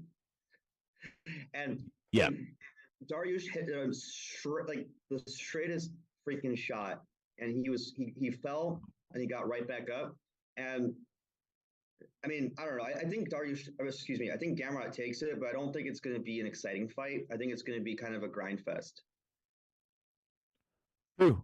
And I think Dariush, it doesn't take anything away from Gamrot losing to a guy like Dariush. I know Jiho mentioned his age earlier, but I think Dariush has matured. Not only, obviously, in age, but as a fighter, I think he's mature as a person, and I think as a fighter too. I think it's going to be different against a guy like Jalen Turner, who's super tall for the division, super big. So I'm really interested to see what happens here, but I think Gamrot comes out on top. What's that? I gotta plug it. No, I know. And again, shout out to Joe Card. We're all big fans here. Yeah, I'm a big fan of Joe's Card Stash. Great guy. Follow him if you don't on YouTube. Joe's Card Stash. Here's facts. Gamrot doesn't have the striking prowess of Jalen Turner, right? No. Jalen Turner has been on a fight win streak. Jalen Turner actually has more ways to win this fight. If you look at the way that he's sub people, guillotine, triangle, whatever the case might be, TKO. Whereas Gamrot, aside from having decisions, he'll key lock Kimura. You roll, you know this. In jiu-jitsu, those are the most basic submissions. Key lock, Kimura, right? But when you actually look to start choking people out, that takes more effort. Am I to say that Gamrot's going to win? I actually think that Gamrot will win. Appreciate it, basis. But do I see Jalen making this easy? By no means. Jalen is 6'2". Gamrot is 5'8". 6-inch, like just by height alone. Right. I'm just saying. And Jalen, he knows how to use his reach. He knows how to pepper those shots in and make it all the more deterring. So why not? And that's how Beneil won. And what I love to see is like how much Jalen has actually improved in his wrestling. Like not wrestling the sake of taking a person down, but anti-wrestling. How to get back up. Yep. 100%. I agree with that. Yeah. Anyways, it's going to be interesting because of that. Right. Basis, can you confirm that the volume is better with the microphone away from my face like this? All right. Let's move on to the next fight then. Sounds good, Turnit. It's calling Turnit. No, in the chat, he said the volume is good now. Right on. All right, so let's move on to the next fight. Jeff Neal versus Mr. fucking Shavkat motherfucking Rachmanov. Okay, yes. I think I sold it for who I don't even want to talk about this. Shavkat wins next. Next. Are we on the What is this? It's not even worth talking about. It's like I don't know. No, I know. I'm just kidding. I'm being annoying. In ways, it is. It's a classic striker versus wrestling matchup. I mean, Jeff Neal, again, Swiss Army knife, has good tools everywhere. He's lost some fights. I think that Shavkat just is also good everywhere, and I think he's better everywhere. I think that's what's going to happen is Shavkat's probably going to dominate him at every aspect, and he'll find a way to take him to the ground, I think. Even if he's not better on the feet, I think he'll find a way to get him to the ground, sort of similar to how he did to Neil Magny. I think he's going to take him down, and he's going to find a way to strangle the guy. Yeah. Because that's what he's good at. And I'll keep it concise. Jeff Neal, tough guy. I see Shavkat winning this by sub. I don't see him knocking him out. Jeff Neal is too savvy for that. And so Shavkat, we know that against strikers, he likes to tap them out. Yeah. I mean, Neil Magny got a decision against Jeff. I don't know. Shavkat's a finisher. Yeah. All right. Let's move on to the next fight then. Sounds good. Watch that be the one that combo breaker. Yeah. Oh. The biggest upset. Yeah. Oh, yeah. It might happen. Anything can happen now. Hey, Turnit. Turnit. Learn from the history. Do not bet on Shavkat. I'm not betting on Shavkat. He's like, fuck that. Anyone, no, I'm not. I'm taking a break. Yeah, no, I don't blame you. I do the same thing, dude. It's good. It's a good habit to get into. Yeah. Next one. Valentina versus Alexa Grasso. Thoughts? Yo. Your turn, brother. Are you talking? Which brother are you talking about? It's you. All right. Shevchenko. Do I close the book right now, or do I have to elaborate? I think this is similar to the Shavkat fight. I think even probably more so. I think she's going to dominate Grasso, in my opinion. Mm-hmm. I think Valentina is probably a different animal, and I think Tyler Santos. Dude, I think she's just as good as she can be. I mean, Santos is probably the best fighter in that division, arguably. But I think Valentina dominates Grasso. I just don't think Grasso has the tools. I think Valentina is just that good. I see Valentina deploying a lot of body shots to Grasso, which she hasn't recovered well with in a number of her fights. Alexa, yep. I'm not going to say that she was a Jalen Hurts of this past NFL season, but she kind of got put in a situation where she was going to win. Yeah, I agree. So it was very like manic. Well, it was very like orchestrated. Yeah. I agree with that. That kind of happens with certain I'm not going to say female champions, but I'll say in the UFC what happens is they kind of give you one that you could lose, and then they give you maybe like one or two that you are kind of going to slide past. And I think that's what's happening here. I think Grasso is just going to kind of go in there, try her best, give it her best effort, which, Godspeed. But I think Valentina is just a whole new breed. She's crazy. She's one of the best ever. She's probably up there with Nunes and GOAT status for sure. For sure. Also heavily featured in Immaculate. Yep. Both. I just sold one of her cards yesterday. I'm like, where this is called a story arc, and ours is going to end with this box opening. Yeah, you know what? This is our longest podcast so far. Probably. I'm hoping that Box of Immaculate is a protagonist and not an antagonist, because 100%. This could be a sad story, but I'm really hoping it's a very happy one. The good news is, from a content perspective, if it's a dud, we teach people that gambling is a problem. Yes. What? And if this box is amazing, we reinforce the fact that the product's amazing. As all three of us are avid PLO players. If the whole case is a dud, what does that tell you about the product? It says it's a good product, but we should learn. Exactly. But it's not even hobby direct. No. My hypothesis, though, especially why are you holding on to like a toddler. You were doing this earlier. Why are you jealous? That's his baby. What is happening? Okay. I still contend, though, going back to what we earlier said, the average value coming out of these is pretty sweet. So, bassist. We are snake draft. We're gonna snake draft the entire case 4-way. Right. And Little Turnit's gonna be in there, yeah. Guys, we haven't even whiffed a whisper about this. Oh. Jones gone. This is what we've been waiting for. Oh, I don't know. I've seen the numbers for embedded and stuff, and people are predicting this is going to be like top 10 pay-per-views maybe for UFC. What do you guys think about that? Before we even get to the fight, can John Jones is this the beginning of an insanely strong resurgence in UFC interest in 2023 with tough Chandler Connor in May? Now you've got Jones coming back. What do you guys think? Entirely possible, in my opinion. I think so too. I think we're going to see a lot more people come in to UFC as fans again because of all this. Yep. Let's hear what Jiho has to say, because I'm really interested right now. Wait, that's not some sort of like Jedi. All right.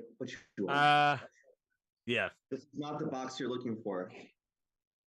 And this thing has been like Yeah, he's the non-galactic Yoda at this point. No, put it back. He's the closest thing we have in the MMA community to Yoda. Wow. What'd you call it? Anyways, so I said you're the closest thing we have in the MMA community to Yoda. Oh, no, far from it. I do have a limp, though. You're the leader of the Jedis. What I see happening here is two things, right? Cyril being the taller, the more experienced because of ring rust, with Jones being laid off for 3 years, taking on one of the greatest, right? this guy is undefeated, despite that stupid 12-6 rule with the elbow. That Hamill I mean, he was not going to lose that fight. So, but we also have to take into consideration that we're also taking this guy didn't necessarily win his last fight against Reyes. Many people counted him out. And age is a thing. And age is a certain thing. How much are we going to see Jones actually push? Where we see Jones winning is obviously through his wrestling, not necessarily through his striking. He could probably deploy his striking to be effective to where it's going to be sub for takedowns. But is he going to be as effective as Ngannou? A lot of people say, oh, you know what, Ngannou, he had 2 medicine knees and still was able to take down Gane.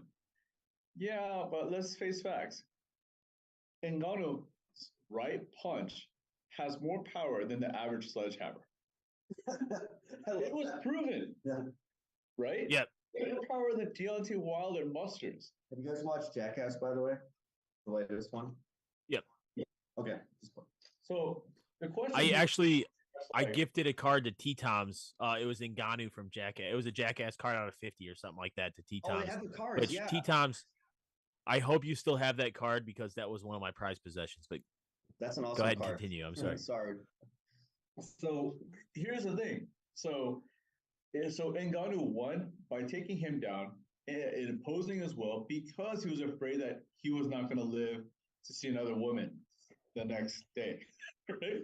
That's what Cyril Gane was going through his psyche. Whereas with Jones was much more like, okay, let's go ahead and deploy much more of, I don't want to say deceitful, but he plays a pretty damn clever game where he hides his weapons. Where he gets exposed, however, is when he underestimates his opponents, right? Anthony Smith, he partied his ass off before he actually fought him and whatever else, and actually unintentionally kneed him while on the floor, granted. But Vitor Belfort nearly snapped his arm fucking off, right? Jones wasn't ready for that kind of shit. But Gane isn't one of those people that specializes in the floor. He lacks anti-wrestling. If and when he does want to get back up, he scrambles and applies his jiu-jitsu. Is he a jiu-jitsu specialist? No, he isn't. Yeah. So what I see happening here is that Jones winning as much as I want to see Cyril winning. Yeah. My thoughts around this are, so my perspective is a little different from you guys because I didn't really start watching UFC until after Jones had kind of left. So I wasn't really around for the John Jones era, but I've been rewatching some of his fights and everything. And I mean, and you guys keep me honest here, yeah? Jones likes spinning elbows, right? Eye pokes. He likes upward elbows, toe stomps. All about elbows and stuff and all that. But here's the thing. None of that is going to work against Cyril because what I think Cyril specializes in phenomenally well is using his size and his kickboxing prowess and everything else to keep a ridiculous distance. And Cyril does not get close to you unless he wants to be close to you. And I just don't see John being able to shoot in for Cyril for a takedown. And there's a lot of instances where he would do a spinning elbow or something else, and he would transition into a takedown, right, or something like that. Right. How do you shoot? How do you shoot to take down Cyril? He has a killer instinct. If you rewatch John Jones's Cormier, Olympia. Just gonna say that, Jiho. Oh, sorry about that. If you want to talk about it, no, go ahead. Cormier was taken down, and then instead of finishing him on the floor, Johns let him get back up and tripped him. He kicked it. He kicked his fucking leg out, and Cormier spun around 3 times trying to gain his balance. Exactly. It was incredible. He did that to not only impose his will, but to frighten his opponent, which he ended up doing. Amazing. That's what it was incredible. Yeah, that's a championship material right there. But dude, the reason I think that I will never count Jones out of a fight is because of his killer instinct. Like you said, Jiho, he has this just innate ability to fight. I mean, it was like he was born to fight. It's so crazy, dude. John Jones just has this incredible ability to adapt to any situation. And it almost seems like he had it at birth. Like the guy could probably.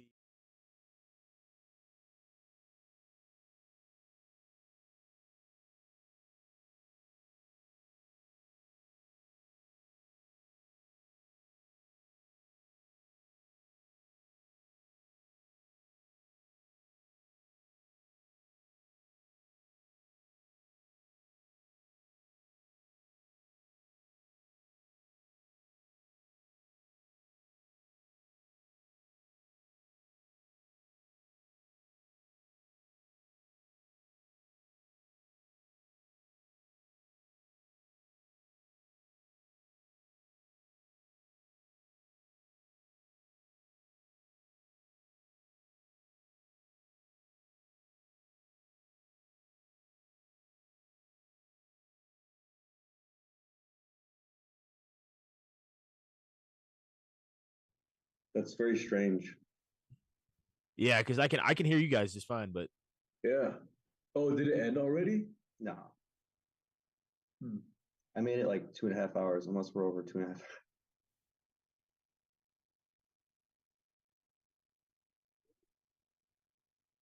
it's back. All right, we're good. We're good. We're good. We're good. We're good. All right, fantastic. All right, so blame it on. Yeah, what I was saying is John Jones just has a natural ability to fight. I mean, he just knows where he's at in every position, no matter what the situation, he will find a way out. And that's what I think John Jones is good at. He's like the best in the world at facing adversity. As we were talking about some of these other it sounded like somebody turned the volume mixer all the way down. No, we're good. We're good. No, that was just Danny. He's at work, and no, I'm just fucking around, guys. But anyway, John Jones is just very good at facing situations, and I think that he's going to come out on top against Cyril personally. But I think Cyril also has the tools. Cyril's coach, however, did admit I watched the Embedded series, I think it was, or one of the other ones, where Cyril's coach said John Jones is an absolute mastermind. He just has all the tools. He's an absolute Swiss Army knife. He knows exactly where he's at.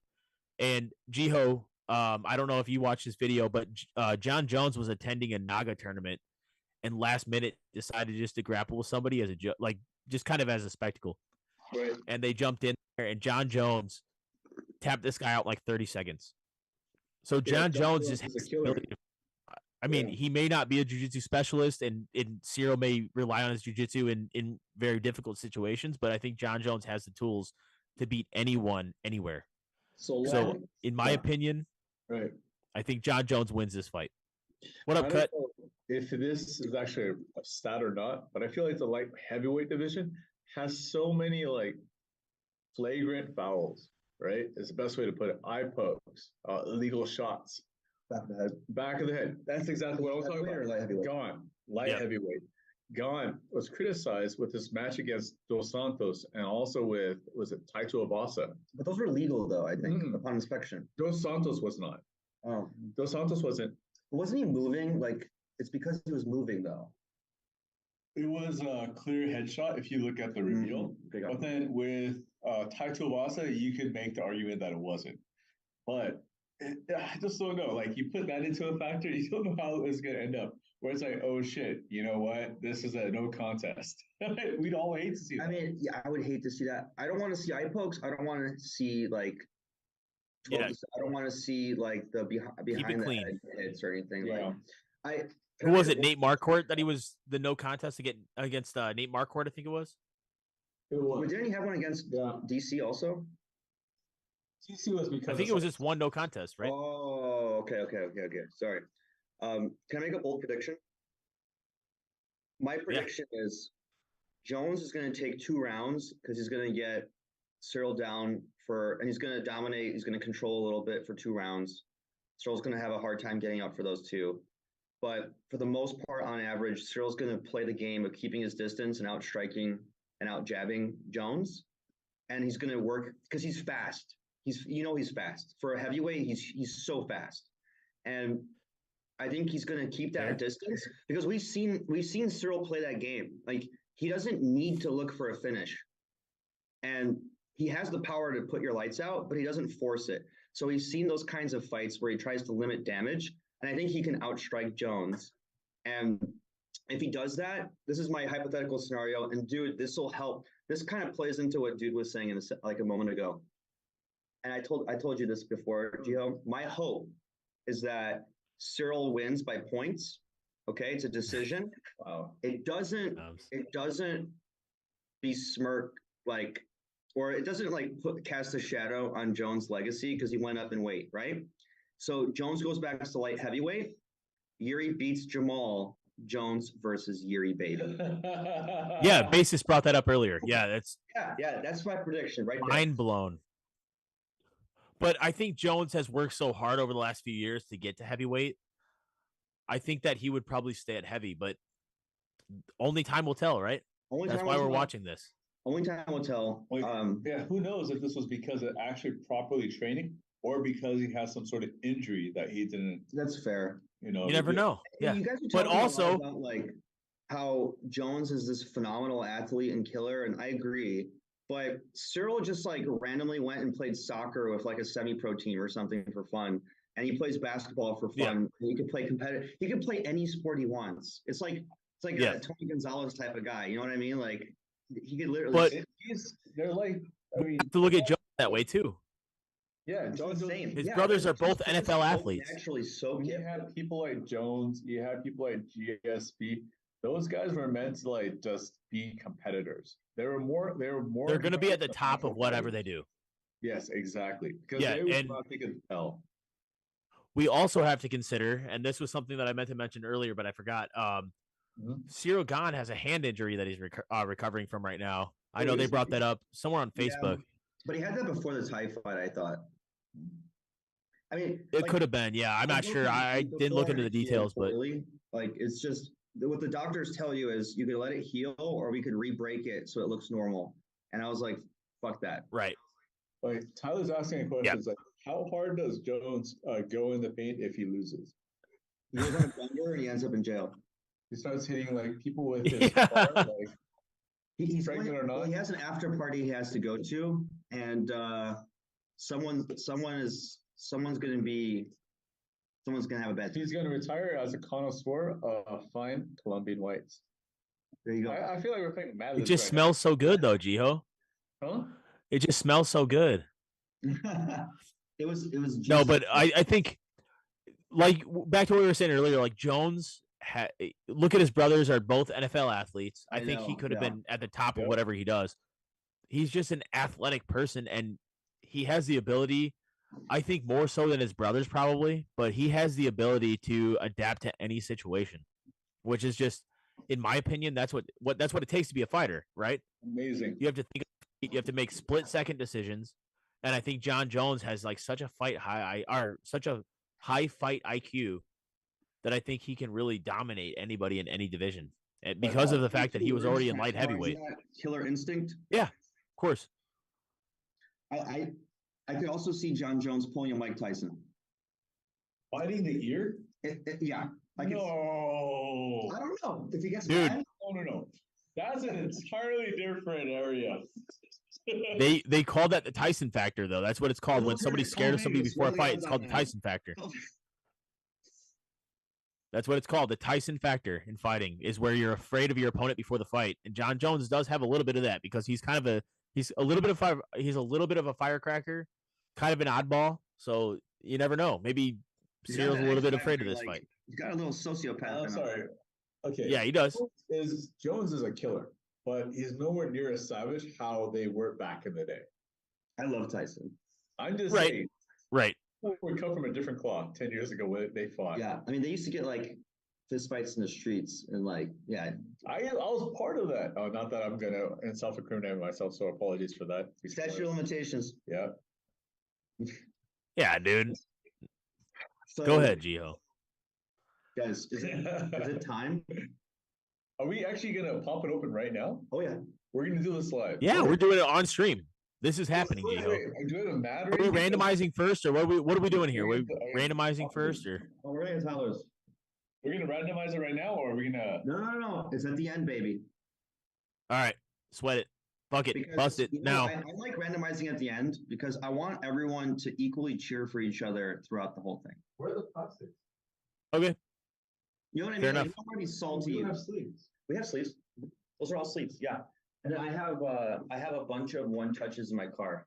We need actual sleeves though. We have a lot top of it. My car. Those are sleeves.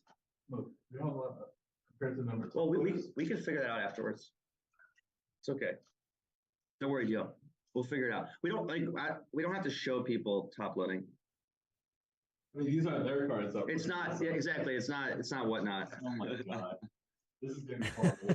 No. Like, so I think, there's no Jiho is such a reason to pessimist. worry about sleeving Aspen or Chris. Jiho needs in and out right now.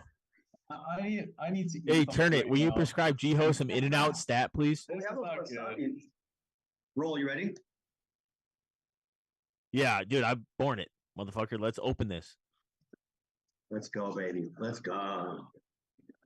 I'm gonna bring a lot from. So you just leave them like face up over there, and then I'll go upstairs and get more, like top loaders and stuff. What's on the opposite side of where you guys are looking? Is there a door over there? I feel like there's a door over there. Nervous. Don't worry. We'll be okay. We could put them back in the box anyways. How about that? We could do that. That's I like much that. safer. Yeah.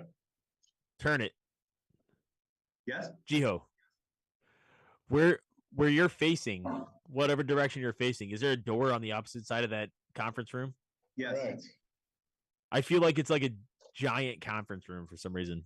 It Just is. like from the angle I'm The looking at right last now. one. The last one was a boardroom. Remember that one? That was huge. Yeah, that was fun. We have yet to figure out the perfect setup. An interrogation room. Where's the knife? Do we not have a knife? We're using keys. Oh wait, we're Okay, We're all right, low tech. we're back. We're We're low back. tech. Oh god, no sleeves. We're using keys and we're promoting our channel. This is gonna end great. So, Hey, what I was gonna, Just keep my one PSA 10, please.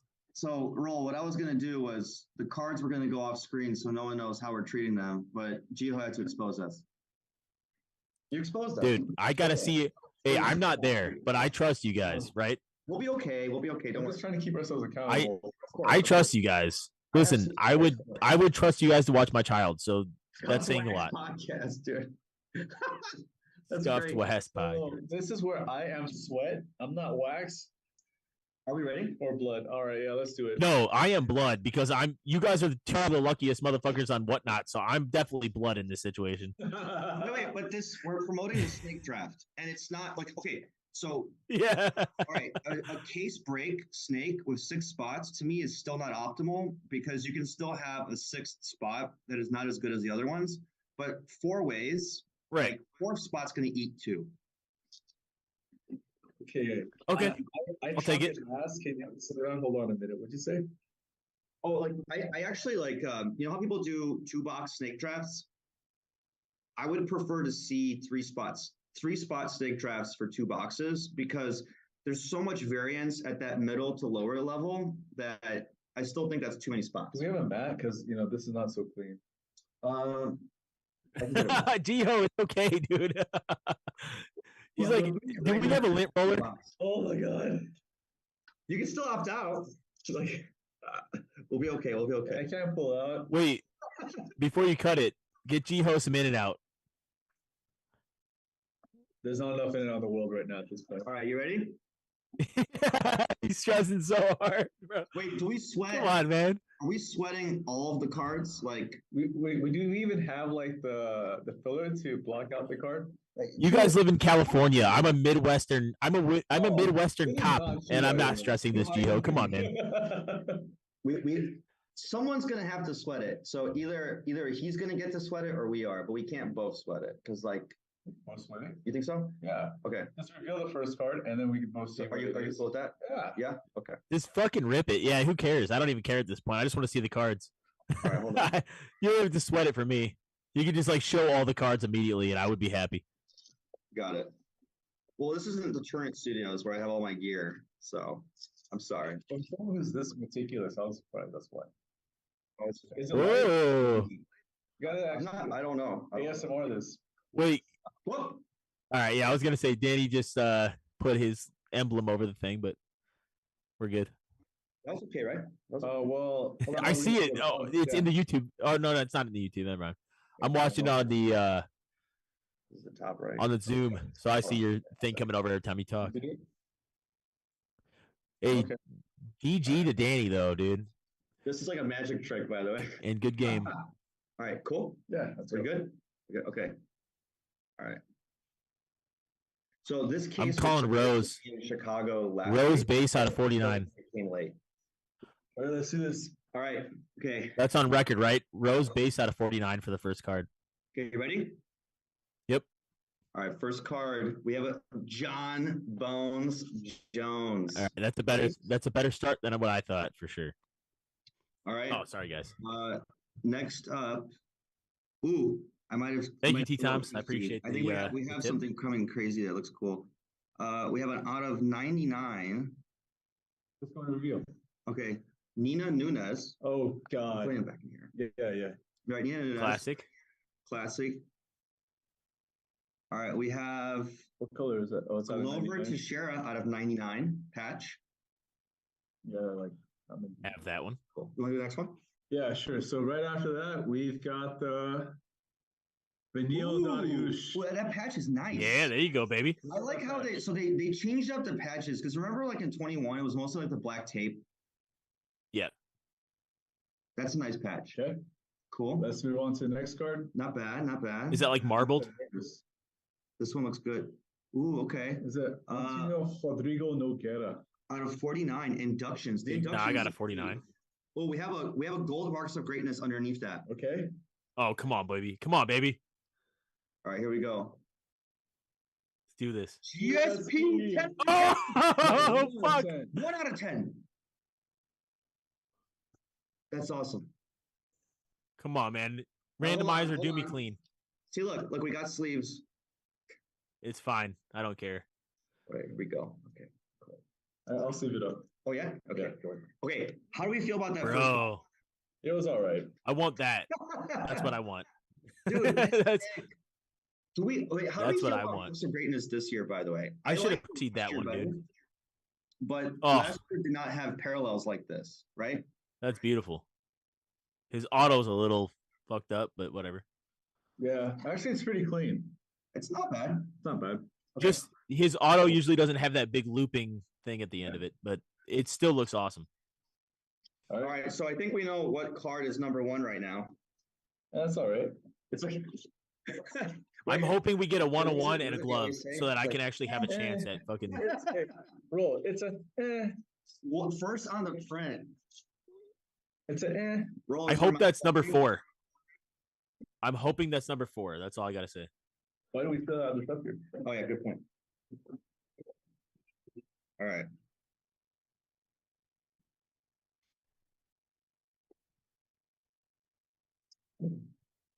Jiho Alright, with here an we go. eh. Yeah, Jiho's always with an eh. It's I all love it. right. Whoa, this one is weird. Did you see this? That's tick. Light, right? Yeah, redemption time. Oh, let's go. Redemption. He said, "Let's go." That's a Hamzat. All right. All right. That's pretty good. You get better at that. That's what she It's said. like a magic trick, yeah. It's about the motion of the ocean.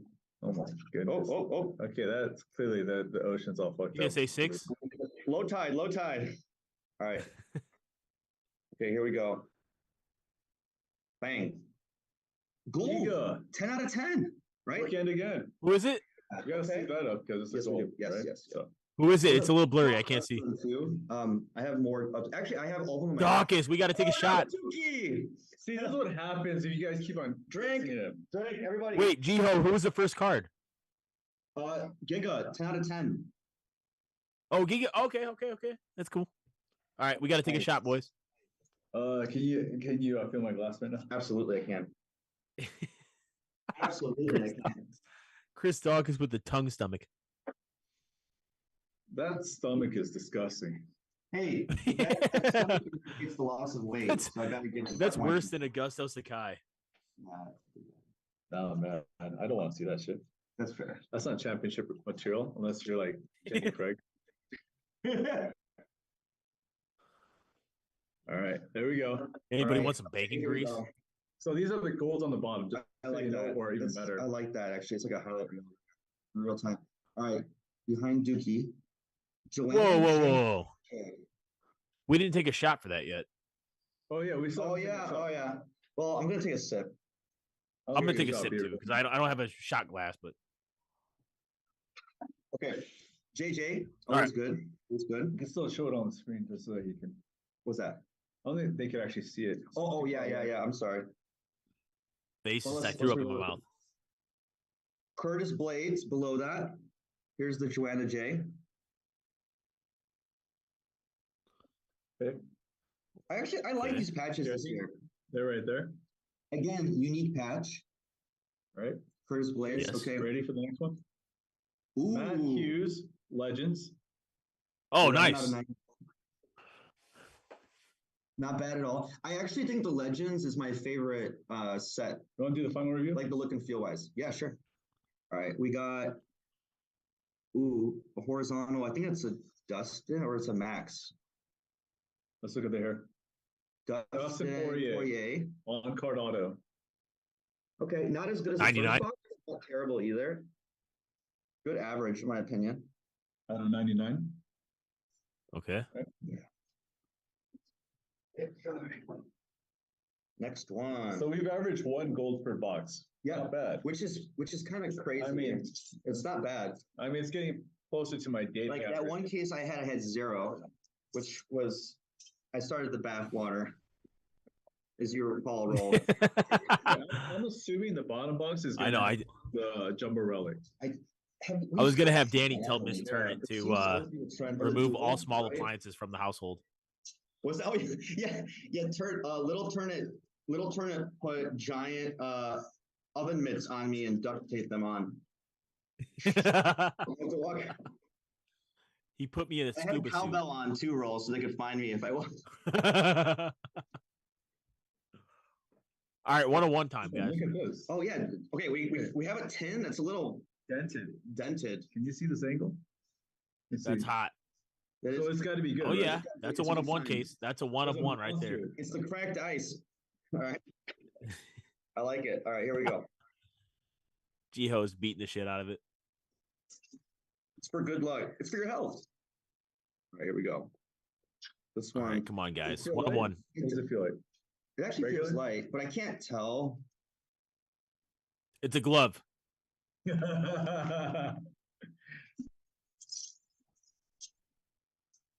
right, here we go. Let's try this again. How do you guys feel so far? I feel pretty good. Like the average is pretty good. The first. We have to see some bigger. The cards, second one was like lackluster. I just want GSP, dude. I'm just like the next praying day- for GSP right now. It's like the next day when you realize that girl that you thought was, maybe a 6, turns out to be maybe half of that. That's quite the fall from grace. Got to keep it honest. That's fair. I think the first one's gold. Really? Hold on. Okay, here we go. No. Ready? Yeah. Jiho, Come on, baby. Hot one. It is Gold Conor Conor. McGregor. That's Oh, shit. That's heavy. That's big. Awesome. Okay, we got I to gotta see that one. Yeah. Okay, go ahead. Okay, here comes the next. I'm digging this so far. You guys got to say it out loud so I can know because it's kind of hard to see in the video. Yeah, we can do that. All right, next one is a Korean zombie patch. TKZ, okay. Not bad. The guy used to punch me in the face. I appreciate that. Was he a nice dude though? He's a fantastic guy. That's awesome. All right. Next up, we have a Max Holloway napkin patch. Can you see the cards? I think it's a little. What if There's we kind of do a this? light glare. Better? Is that better? Better or worse? A little bit, yeah. Better or That's worse? better. The magnet right there, Better. so we probably can't do that. Okay, cool. Okay, here we go. Probably have to give it a close up.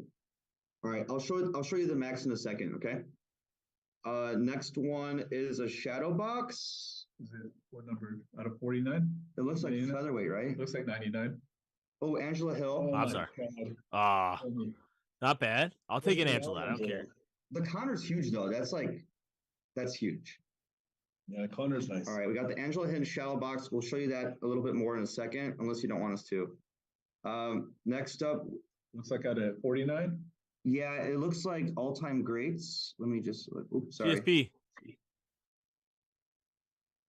Immaculate collection. Whose hairline is that? Let's play hairline. Oh, it's Matt Hughes. All Matt right. Hughes. Another Matt Hughes. Yeah, out of 99. Okay. Okay. The next one, Alexander Volkanovski. Volkanovski out of Oh 49. shit.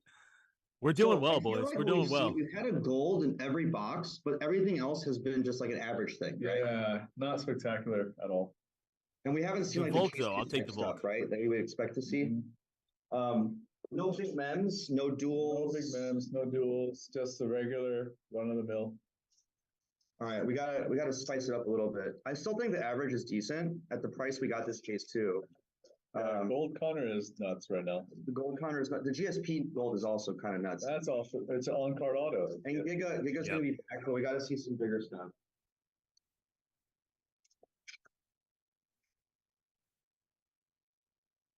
We have a lot of legends and like Volk Auto, Dustin Auto.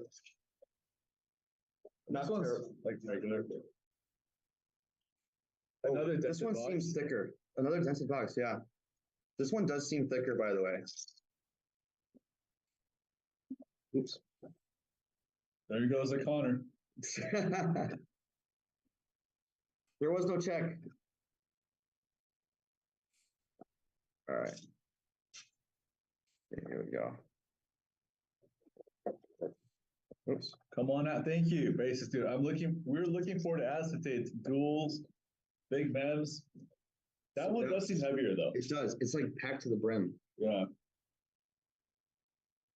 I saw a Marab, I think. Shit. Sorry. Is that a Marab gold? I think it might be. Oh, redemption. We have a Redemi on the back. And wait, is that okay? No, they're all the same sort of like thickness or width. All right. Redemi and a patch. We're gonna get a fucking glove. All right. We have a Marab 8 on the print out of 49 with some extra cardboard. It's your cardboard. All right. This was 8 out of 49 right here. Behind that, we have a Yair Rosenstruck. Out of what, 35? Ooh, okay. We have a rookie patch behind that. A Jack Shore. I believe I have that one. 30? Oh, it's going to be 20 out of 30. Yeah, I have that one already. We have an Alexa Grasso with a unique patch. All right. So far, these have all been like base count. Yeah. The one behind that is a TJ Pillashaw. We got to have a piece of paper for the. Oh yeah. Okay. I got it. Oh yeah. Okay. The redemption's gonna have to save us here, I think. Yeah, the redemption needs to. Otherwise, you want to do the honors with the redemption? You sure? Yeah, please. All right. The redemption. Jiho, do us well, brother. We need this. We need this back. I need that GSP. Make it 4th spot. Okay, can you see this? Okay, fantastic. It's gonna be Silva. Shadowbox signatures. This is Shadowbox by itself. Card number 28, I believe. Oh no. Is that Jorge? Who is that? It's Hamzat Shemaev. No way. No way. Nice. We're fucking smashing, dude. Every box has been saved by one thing. Yeah, one card. Yeah. Like, why? Why the drama? That's fair. That's fair. I'm pissed. It's very dramatic. I'm Korean. I already have enough drama in my culture. I don't have to go. I hope that makes GSP at least like 4th spot. It might in this next box. Yes, yeah. So right now, I still feel like the Giga and the 4 is a little light. We need to get something for the 4th spot. Yeah. Yeah. Like it's still like decent cards in there, but there's got to be a jumbo relic in there. A jumbo or a dual, right? Yeah. Let's hope for both. Maybe for both. One. Yeah. Bro, this might be the hot box. This might be the hot box. Enough drama. Dude, that's funny. The counter gold, is the GSP gold, and the Hamza. All 3 of those are very solid top 3 picks, in my opinion. I need to get some in and out after this. Okay. And that would be nice. Last box, guys. After the stream ends, right? Yes. Because that's going to take a while. Yeah, we could do that. Yeah. Yeah, we can link up on Instagram or whatever you guys want to do. Or in Zoom, I guess. Yeah. We'll just end the stream and then we'll do the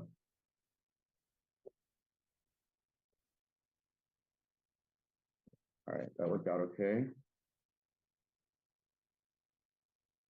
Okay. I didn't see anything, so I'm not sure. We don't have a jumbo relic in this one. No redemption. We could. So some of the jumbos are actually relatively Pretty similar. thin. Yeah. So no glove. I don't think there's gonna be a glove. I don't think there's a glove. I think we're gonna be. All right, here we go. All right, green. John Come on. Jones out of red, 9 on the print out of Another? 20. Right. Not bad. Go ahead. Okay. So there you go with the John Bones Jones out of 25. We have a Pillashaw patch out of 49 after that. Shit. Yeah, I know. Okay. Oh, ooh. You see What is that? What is that? No, it's a 101. But not the athlete we wanted. Jessica Andrade, 1 of 1. It's a 1 of 1. It's a It is 1 of 1. 4th spot. There you go. Yeah. It's still cool. Ooh, okay. Yeah, you're. Is that an Aspinall? We have an Aspinall behind that. Shadowbox rookie. Behind. Come on. All right, I'll see right there. That's not too bad. All right. Yep. 4th spot can have a decent outing still. Who was that? Jalen Turner? Tarantula. Wow, okay, There we all right. go. Not too bad. It wasn't like a super hot case, but it wasn't terrible either. It wasn't. Yeah. I'll have to pack up that 101. For sure, for sure. All right, that was a review. What did you guys think so far? I thought it was a good box. I think like for the price of admission, you can probably keep your top pick or two and sell off the rest and make a lot of your money back. And Yeah, dude. For me to take a 1 of 1 for 4th spot is not bad. yeah, exactly. And the Giga. He says, yeah, exactly. So you get a 101 on a gold Giga. That's not bad at all. No, it isn't. Plus, there's still a lot of rookie autos in here that we got, and there's still a lot of legends. A Volk on-card auto. We have a decent amount, like Tom Aspinall's in here, Tarantula's in here. Do you have a laptop down there that you can randomize or no? Oh, yeah, we do. We do. Okay. All right. Thanks for joining us, guys. And Little Turnit, I don't know if you could close us out, play the orchestra off. Well, we also have to say bye to everyone. Thank you for. See you guys. Hey, do us a favor, guys. If you watch this stream, in the comments section, tell us what you like and what you don't like about Immaculate 2022. And I'll be giving you away 3 Immaculate cards. Shit. I will. I'll give away 3 Immaculate cards. I have some extra ones. Because I really want to hear what people think about Immaculate. Because I'm obviously I've been promoting the shit out of it because I actually love it. But I want to hear what they have to say. I think I'll disclose what 3 cards they are in the comment section later this week. All right. Sounds solid. Yeah, thanks everyone for tuning in. Yeah, thank you guys. Thanks, everybody. Great time. Cheers. And stay on roll. We'll do the randomization and stuff. Yep. Let's check out the stream.